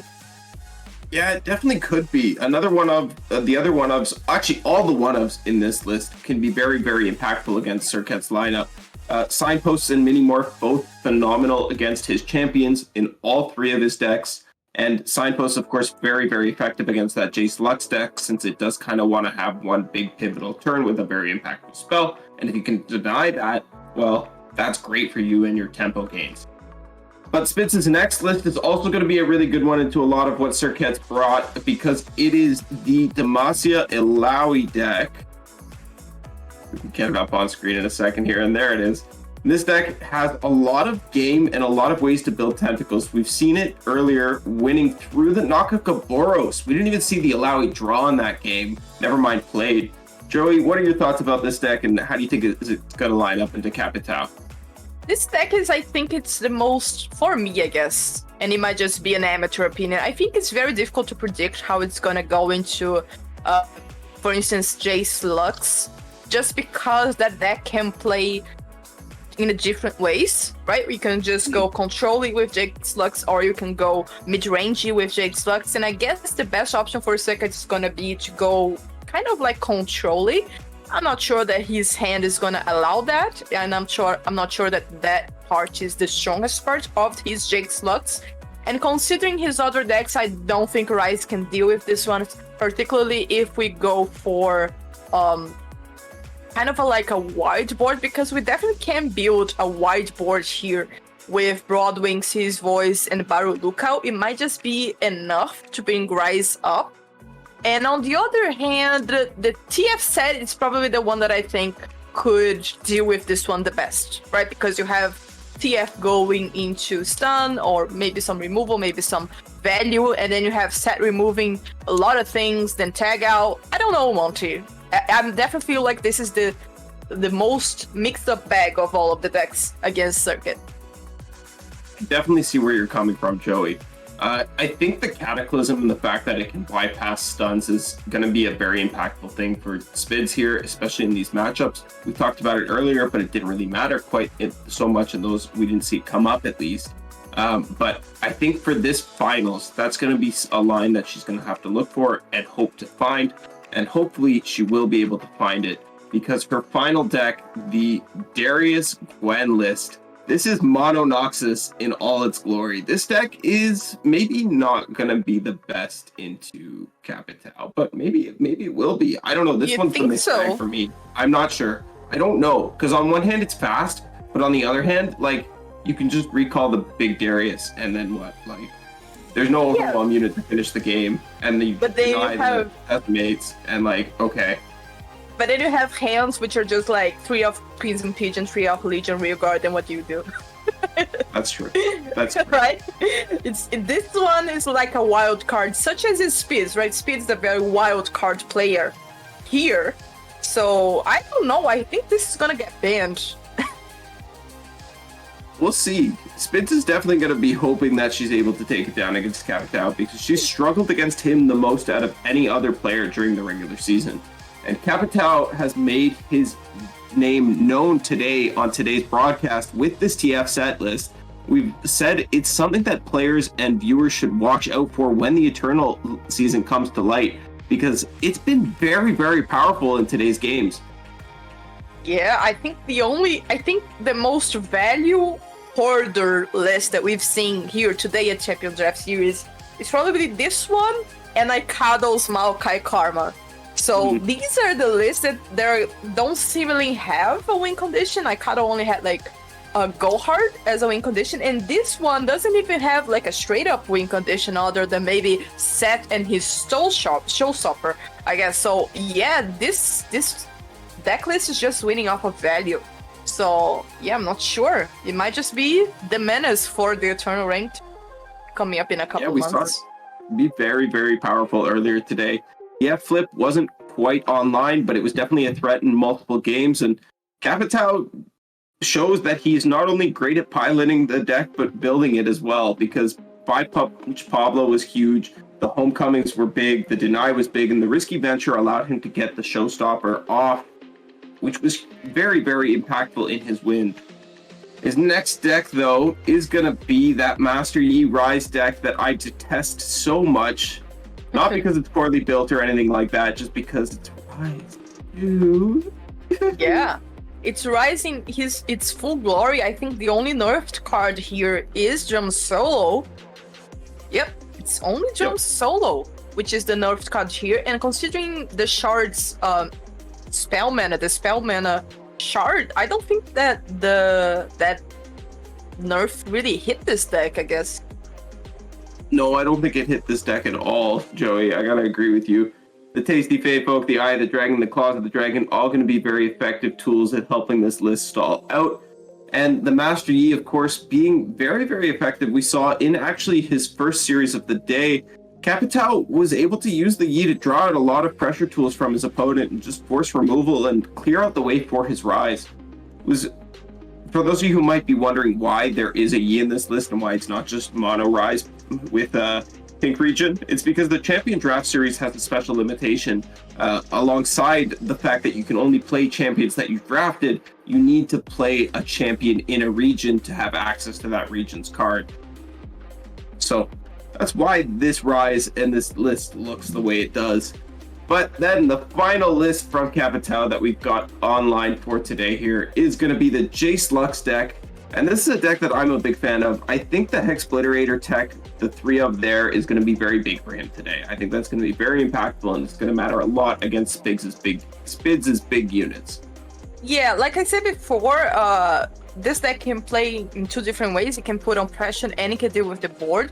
So if we're gonna be looking at this, like an example is Assembly Line versus Shock Blast. We have 3 Assembly Lines and 2 Shock Blasts, which might indicate Circuit leans more towards the board pressure style. And I'm not certain that it's gonna have the result that he wants against Spidz, like pressure herself that she puts on with her decks. But you are right, Monty. This Hexbliterator is gonna be a big tool for him in this matchup. Yeah, Aftershock's also going to be very, very impactful today, I think. Honestly, I wouldn't even be surprised if Spidz is forced into banning that deck just because of the way it's going to play out for her. But we see in game 1 that it's going to be the Rise list up against the Demacia Lowy deck. I think this is going to be okay for Spidz. You have hopes. High hopes, I guess. I do. I really do. I want to see her take it down. I want to see this Alawi deck go all the way. Capitao's hand is looking a bit heavy here, so I guess I'm gonna agree with you that this is gonna be a bit of a harsher game for Circuits, considering Spidz has a nice curve on hand. it might just be enough here. So turn 3, she has the City's Voice and the Broadwing. And Capitao only has... Oh, he just drew a Jury Rig, so he might just have 2 blockers this turn. Yeah, his hand fixed itself. It's okay. It's okay. It fixed itself. But no delves quite yet, which is a good sign for Spidz at this point in time. She is going to be able to get away with growing a tentacle and setting up both either an Alawi or a Fiora if she wants. Interestingly, Fiora can prove to be problematic for Capitao because his units are kind of small and easy to deal with. I really thought that he would go for maybe the surprise Claws of the Dragon, but I guess he just did. I'm just not certain that the Fae folk here was impactful in any way. I agree with you. I think maybe we could have saved the Fae folk for a little bit later on in the game. And here we're just going to go ahead and open attack with this 1/1 and say, yeah, we can make a trade if you want. You can give me your tentacle. Spidz is probably pretty comfortable to do so at this point. This hand from Circuit is your worst nightmare, Monte. I'm not gonna lie, this looks like your worst nightmare. There's 2 Rises, 2 Deep Meds, and 1 Unworthy. So, like, this is just the hand, I guess. Yeah, it's a little bit scary. We are going to see a Boer Lookout come down here, though, and that's going to start to grow another tentacle. We talked about it in the last set and how impactful this 5-mana unit can be when it grows 2 units at once, and how it lets this Alawi deck play this style of continuously regrowing a tentacle rather than trying to build one. Ooh, that's... the only thing that I am a bit sad that happened was Circuit didn't take advantage of the Deep Meds being discounted, so I guess his hand is a little bit heavy now. But I think this portal from Rise, I don't know the name of his champion spell, I'm such a bad caster. But this Master E just, I guess, discounting stuff, and then we have the Rise spell. This game is going longer, I guess, for Circuit, and that is going to be a big advantage. Yeah, the Realm Warp is going to come out here, but Spidz was able to play her Fiora before that. And these draws are not the best for Circuit. He does find another Realm Warp and a Healing Potion, but kind of has to hold on to this Deny, because this double Cataclysm line can spell the end for him.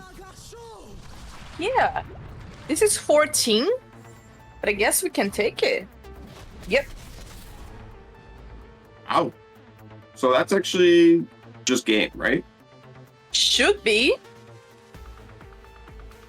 Should be, yeah. Should be. Yeah. Because Alawi grows 5, Capitao heals, the first Cataclysm gets denied, the second Cataclysm goes through. There's no other way to deal with it. Is she growing more with the tentacle? She grows 5 this time. Yep. Ooh. Yeah, so it should be lethal. Because she goes up to 11. But yeah, that's game 1 in the bag for Spidz. Very well played with the Cataclysm lines. I talked about it in the deck preview, and she was able to find it. Yeah. It looks like it's gonna be the end for Capitao. Spidz off to a great start if she wants to take down this finals. Very explosive game. Kind of chipped a little bit, and then not 1 but 2 Cataclysms there are able to let Alawi find her way to the Nexus and connect for the win. I guess. Very interesting line, one that I didn't see because I don't play Alawi, I guess. But yeah, I guess you're happy, Monty. Rise got what he deserved, which is just a swift defeat. Yes, that's what he gets for bringing Rise. But now we're going to get to see that TF deck come out, and Spidz is playing her Nar Taric list. This is a very interesting head-to-head, and I can't wait to see how it shakes out. I love this carved Blade Twirler card. I don't know about you, Joey, but I played a little bit with it in the Noxus region, and it's kind of broken in that region. You mean the quick attack? Quick attack... Augment, I remember. Quick attack augment. I love that card, actually. I feel like it has a lot of lost potential, and I'm very glad to see Spidz bringing it. And even more so to see Bird just buffing it, I guess. Mm. Yeah, making it a 2-4 to start this day, start this game off is going to be very impactful. It means that Risky Venture is going to take a lot more to deal with it. Pablo is still going to deal with it quite effectively, but you know, that's just what Pablo do. But double accounted opener is fantastic for Capitao. Oh, Spidz is just giving up Chariot. Or Yeah, a mini Cythria. Her hand doesn't do anything with the Derek. I like this line a lot. Now she gets to play mini Cythria on turn 5, and that's like fantastic with the board that she's about to create. Yeah. Makes sense, but also we have a few answers from Capitao. We have tag outs, we have set coming along next round. We can even have Risky Venture. Well, Capitao is just really, I do not care about my Nexus health this match. He's chilling. He doesn't have to stress. Spidz is going to play out this bird as well. And now Trumpet Tecker should be the first action played on the following turn. Still no TF from the side of Capitao. Deny no good in this matchup either. Spidz really wants to find a Shell Folk soon though, so that way this Trinket trade starts to get some value. But maybe she just ends up going in for a little bit of tempo off of the Franks. I wonder if she could go Blessing of Targon here. That was a consideration as well, but I think she probably wants to hold this for a hush or something, just so that way she has a better way of dealing with the set. Or perhaps just a Blessing of Targon around the outside once she's able to swing with this entire board. This is a very powerful play for Circuit. She's gonna be able to pick up some of Spid's cards and try to lower this board in value. That's very interesting. I love it when players know how to work prize fight, Monty. It's kind of hot, honestly. Me too. I've seen it misplayed way too many times, to be honest. I'm not gonna even mention names here, but yeah, me too. This elusive swing is quite threatening. More coins are being built up from Capitao. He opted not to play the set there, which I found a little bit interesting, but he knows his deck better than I do, that's for sure. Spidz is going to have some trouble finding a way to get this board to connect through to the face for those last points of damage. It's nice that she picked up another twirler here, but she really needs to find some value. Looking for a hero for my hero. And here we see Barnacles played out onto the Pablo, giving it Brash. Such a powerful keyword, Joey. I don't know about you, but I really didn't expect it to be as effective as it is. Turns out health is a lot easier to manipulate than attack, and therefore Fearsome for health is a much better keyword than Fearsome. It's very interesting here that we might have, these twirlers are gonna be twirling because we might even have surprise buffs with the Trinket trade, right? We could if she's lucky with the draws. She might have to be with the way she's played this turn. But yeah, I also agree that like Brash is a very powerful unit when you consider prize fight. So I guess players haven't really been forced to be smart about it. But it definitely, eventually players are gonna... Oh, that's... Well, she can play the Quicken here, I guess. Play the Quicken onto one of the units that's doing a trade, that's trading out. Play the Trixie Tentacles to burn the coin as well. It's another relatively decent option. Although Capitao is making another one with this Barnacles strike. And that's also Probably very, very dangerous Nexus health right now. Yeah. I wonder what she opted for. She did just go for the... Yeah. She wants a little bit of insight into the hand and just wants to have a blocker available. But now with the Barnacles back in hand, this set is actually just going to be able to be turned into a Brash attacker of his own. And that might be an interesting line for Capitao to take to actually find a way to find a lethal. Like I mentioned, we don't get here with these good players unless they have a little bit of luck too. So of course Thor can. We have a hush. True. It's true. You're right. Could have been Hush there. Let us take a peek at life beneath the waves. Okay, no. I know why she's in hush. She's looking for lethal around the outside with the 5-drop spell, with the Blessing of Targon. She's trying to go wide enough that Blessing of Targon is lethal. What she doesn't know is that there's 2 recalls in the hand of Capitao. I guess she's gonna find out as soon as she drops that other puss.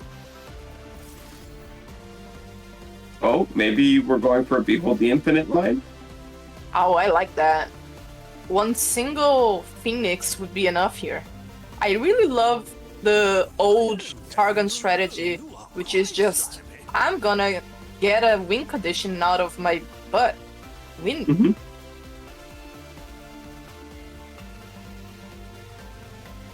Yeah, we'll see if she decides to go for the Blessing of Targon. Looks like Capitao is actually going to tag out his own unit here. I don't know if this is good or bad for Spidz. If he doesn't replay it immediately, it's definitely going to be good because it means her line of finding lethal with this Blessing of Targon is more likely to go in her favor. Can he even play that again? Like right now? I think if he plays the coin, yeah, this coin is 7. Ooh, that's a big point. That is a big coin indeed. She missed the coin on the prank, but she found the deny and opted to prank that instead of the Barnacles. I don't know if that was the right choice, but I don't think either one actually matters or is relevant to the game state. I just think the Barnacles is more likely to be played than the deny given your hand. But I guess you could be looking for something off of the Celestial, off the Behold the Infinite.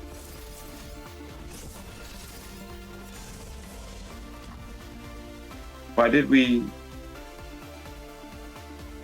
I'm not certain. Maybe she misclicked? Maybe she didn't want him to flip? Was he close to flipping? Oh, yeah, maybe. Ooh, now, because if he flips, he just demolishes board. Wow, this was so smart. I can't believe what I'm seeing, Monty.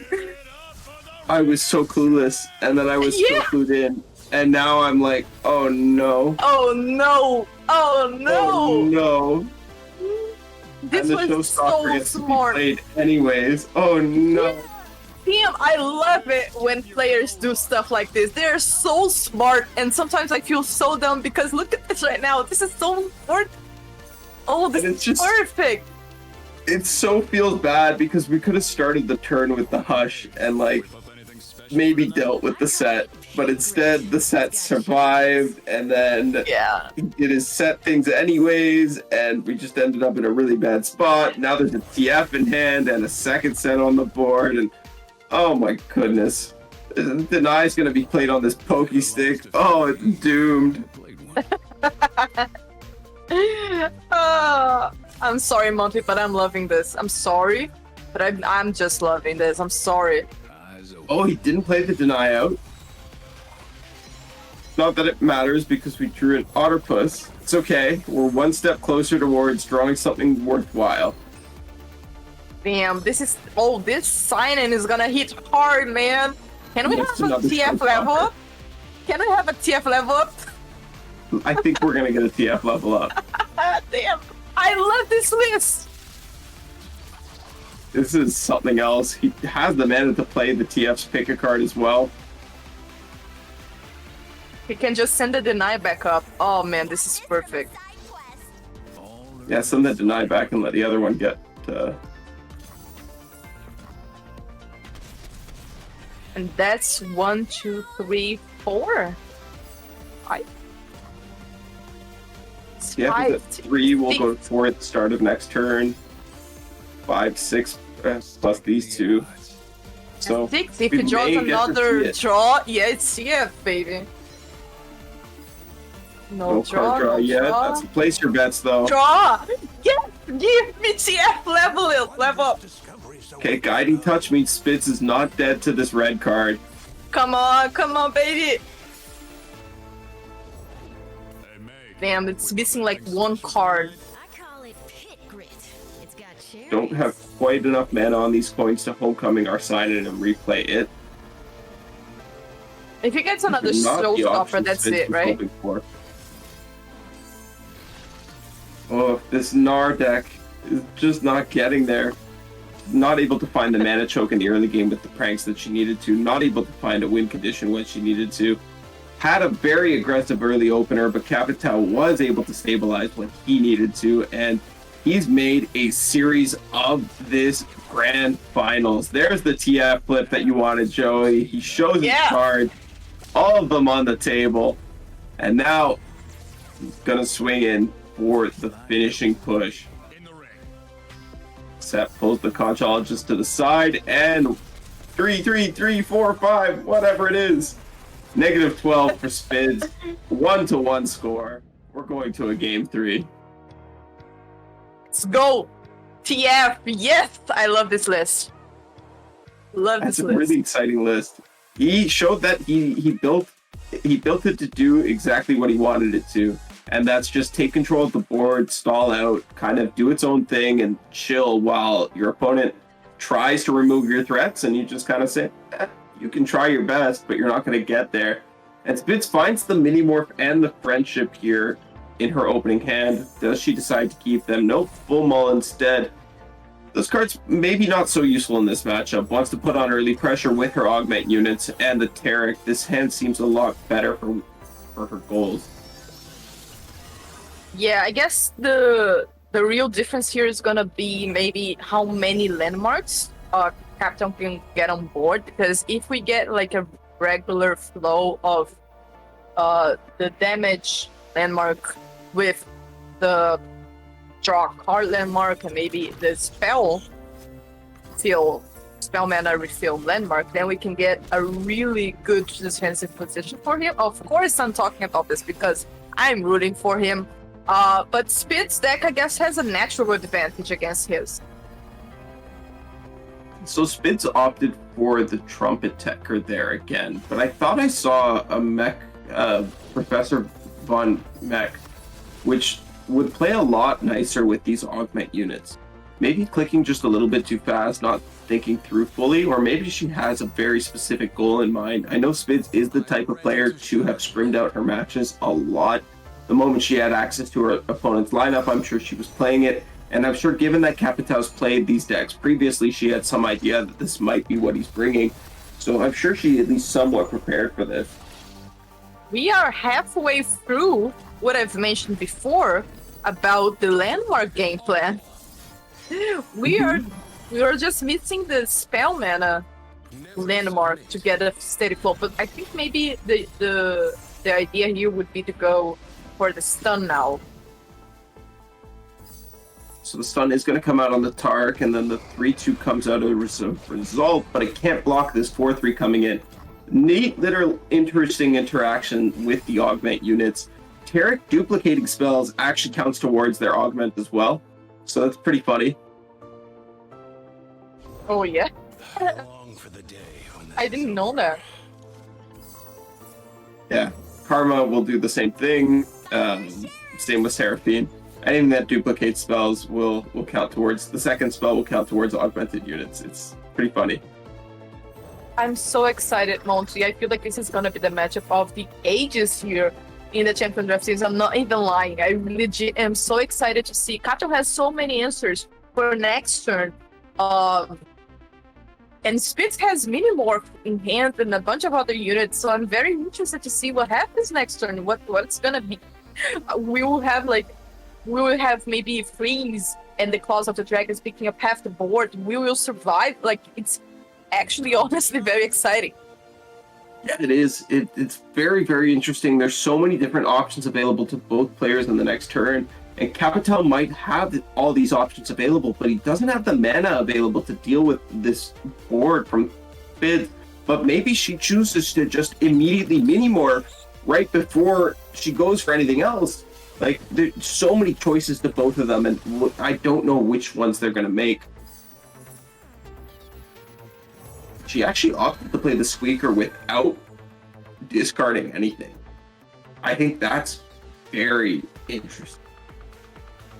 Yeah, just another unit on board to get these buffs from Mini Cypria here. Circuit must have was doing some math calculations in his head, something that I most likely can't do because math is sorcery. But yeah, very interesting to see how he survives this one. I guess we're probably gonna see maybe a freeze and a recall. Yeah, but he's still looking at quite a bit of damage. I think he needs to full block here because everything is coming in at 5 or more. Tark probably needs to get recalled to prevent his level up from happening on the following turn. And we do have a homecoming, so that's good news. Oh, this Rise is gonna go, baby.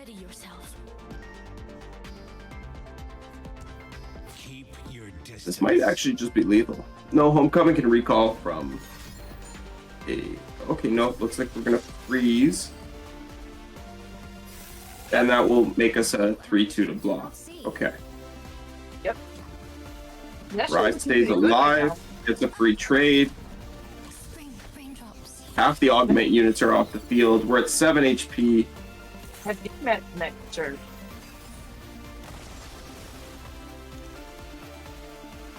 This is not the worst spot. But the friendship, this might be really big. Joe, you talked about it in the deck preview. This could be really, really impactful against these expensive recalls from Capitao. And look, this will flip the Tarek.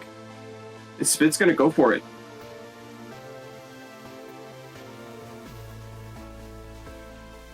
Well, the recall is still... The landmark still gets recalled, right? It does, but that doesn't matter so much here. I guess it gives Capitao a draw, but that's not the end of the world because he is choked on mana still.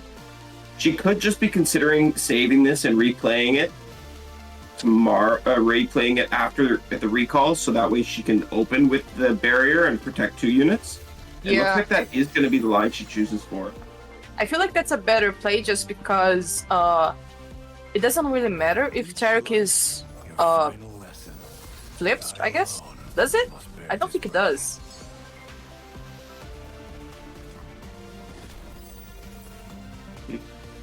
No, it doesn't matter if Tarek flips in this matchup at all, because there's nothing that deals damage to your units. It's all recalls and whatnot, so it's better to definitely better to have the protection. Now, Scrap Heap and Drop the Bomb and Poison Dart, all very, very interesting choices.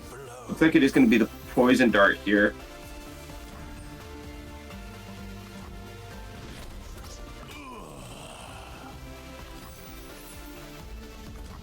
Now, Capitao going to be pinched. Has mana available for both the recalls.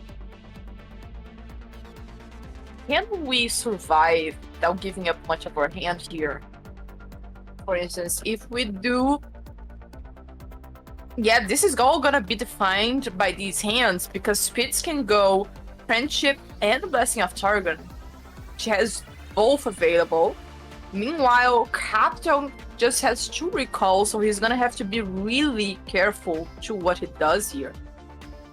Spidz is 1 mana short from playing both Friendship and Blessing of Targon in the same turn, though. Oh, yeah. You can only choose one or the other. So it's really interesting. I don't know what this is going to come down to. I think she needs to reset the attack. Maybe it's hard to do the lifesteal unit, yeah. But no, it looks like she's actually going to go for the Blessing of Targon line. She didn't see the Hutch option. She just wants to make her entire board a threat. Yeah, but now Circuit's just gonna recall it. Yes. Mm-hmm. You're strange. But still no Rise. Doesn't have mana to cast the draw on this turn either. Will be able to play this Eye of the Dragon and heal up a little bit more, so he's really doing a fantastic job of keeping himself in this game. But if he drops another Rise before it's flipped, Spidz is just going to be able to cast the Mini-Morph immediately, taking it off the board and letting her buy even more time in this game state. The units that he recalled were the best units to recall for him, because they had to regrow, and Trumpeteer and the Conchologies were better units for Spidz to replay. So I guess it makes sense that these were the units that he recalled. Oh, another Delve on hand and another Deny. The Denies here are very dead in his hand. Denies are incredibly dead, but what's not dead is this Shellfolk from Spidz. She now has access to multiple Mecha Yordles from a single buff, and this is the card that gives Spell Shield as well. Oh, but she's discarding it. She doesn't want the multiple, she just wants the singular. She wants another Trumpeteer. I guess Spidz really is a Cyphria girl.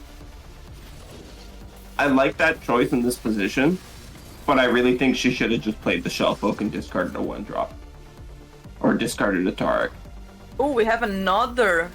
Ooh, this. Oh, this is gonna be a bit hard here. Yeah, I don't think that there's any surviving this next open attack. Monty feels like Spidz is just ramming it down. Health Potion and Stun. There's another Rise. But this is a lot of damage coming out from the side of Spidz.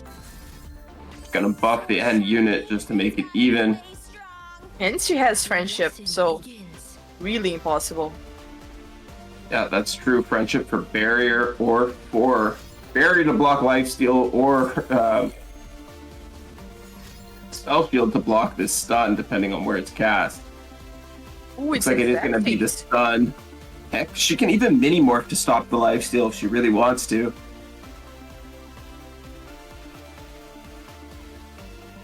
Looks like this is dead as dead can be, even with the stun as is. Capitao just doesn't have enough in this spot, and Spidz is looking to be crowning herself the CDS champion. Even then, Monty, I feel like Capitao really almost pulled it through. Like, these are 1-drops in Spidz's hands. Imagine if she didn't have it, right? He would be alive, I think, by 2? By 1? Yeah, and the denies being as bricky as they are in this matchup, drawing both of them was not what he wanted to see.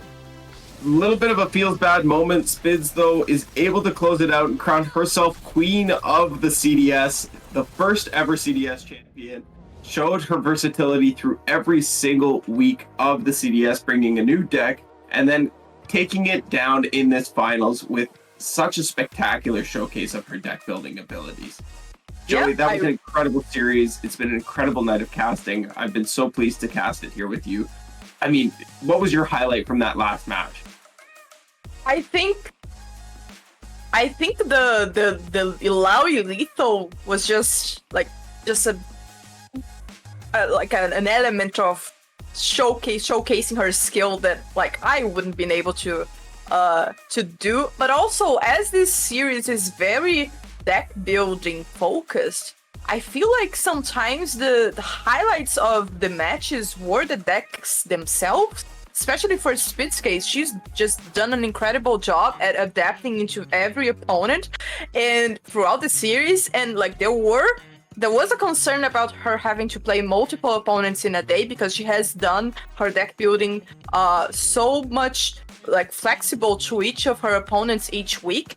And then she just proved that she can just take on, I guess, 2 opponents in a day and still deck build her heart out into a first place. So I guess my highlights were just the decks themselves and just how skillfully Spidz played them. She definitely knew her outs, and like some decisions that we might have think were a bit weird, such as discarding Shellfolk, I guess, just proved that she knew exactly what she was doing with her available cards and with the strategy that she wanted to go for against that specific deck off circuit.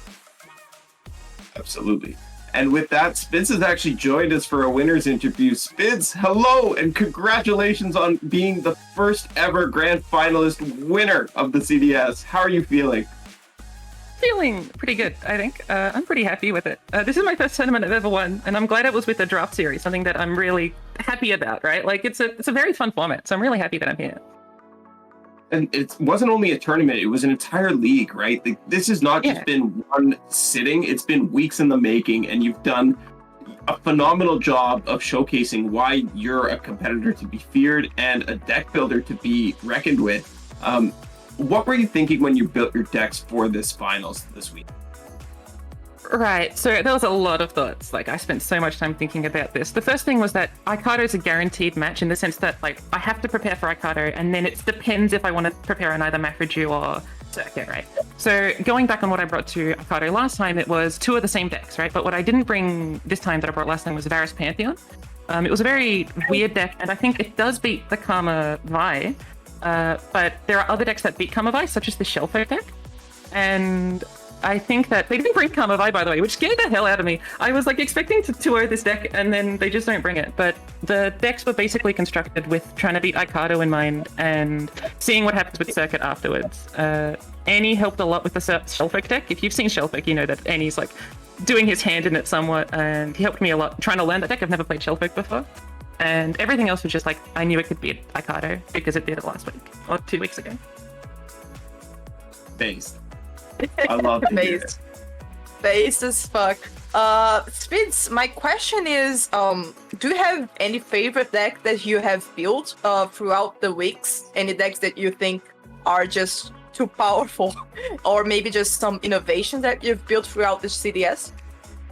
My favorite deck that I built is Gwen Alawi. That was the first deck I really gravitated towards as a strong deck. It's really funny that Alawi has the same text as Gwen. It says double my strength based on another unit, which I think is really cool because then you combine both of those and now you've got 2 Gwens on the field.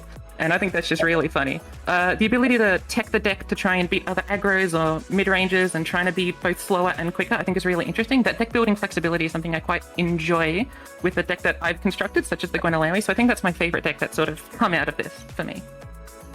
Yeah, definitely. It sounds like a good option, I guess, for people who are trying to double up their stats. Monty, do you have any other questions? Yeah, I wanted to ask, what was it like playing in an Eternal format like this? And are you excited for the Eternal ranked season that's coming up? And what do you think people should be looking to play in an Eternal format when it is? So the first question, did I enjoy, like, what was it like playing in Eternal? I thought it was really interesting. It's not too different from Standard in as much as the same gameplay patterns as things you should be fearful of, right? Like Karma Vi and Karma Set, they're different. Karma Vi, if it had Set in it, would be a stronger deck than current Karma Set. But you're beating it in the same ways. You're beating it through, like, trying to get through their concussives, trying to aggro them down before they get to turn 10, etc. In that sense, the way the meta will be constructed will be definitely more powerful, but it's definitely the same types of gameplay patterns we should be expecting. In that sense, it's not too different from Standard the Eternal, so it wasn't anything like too crazy, I don't think. But I think going into the Eternal season, I do expect a lot of this sort of P and Z combo stuff. I think it'll be hard to interact with it particularly efficiently. And while Noxus aggro stuff will definitely be heightened as well, I think the access to a bunch more stuff like Eye of the Dragon, basically. Basically, you've got Eye of the Dragon, you'll be able to do somewhat decently against the Noxus stuff. So I think I would probably expect that what Aikado is currently on is probably pretty good for Eternal. But I don't know.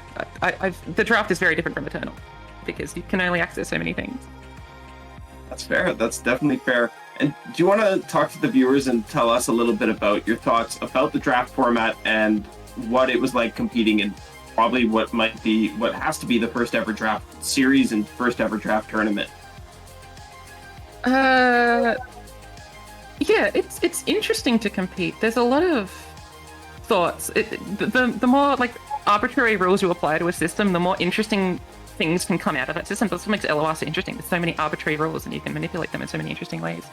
And I think the draft definitely heightens that. There's a lot of ways you can go for your own gameplay style and like an objectively best gameplay style. And mixing the two of those together, I think, is a really fascinating thing to try and go for.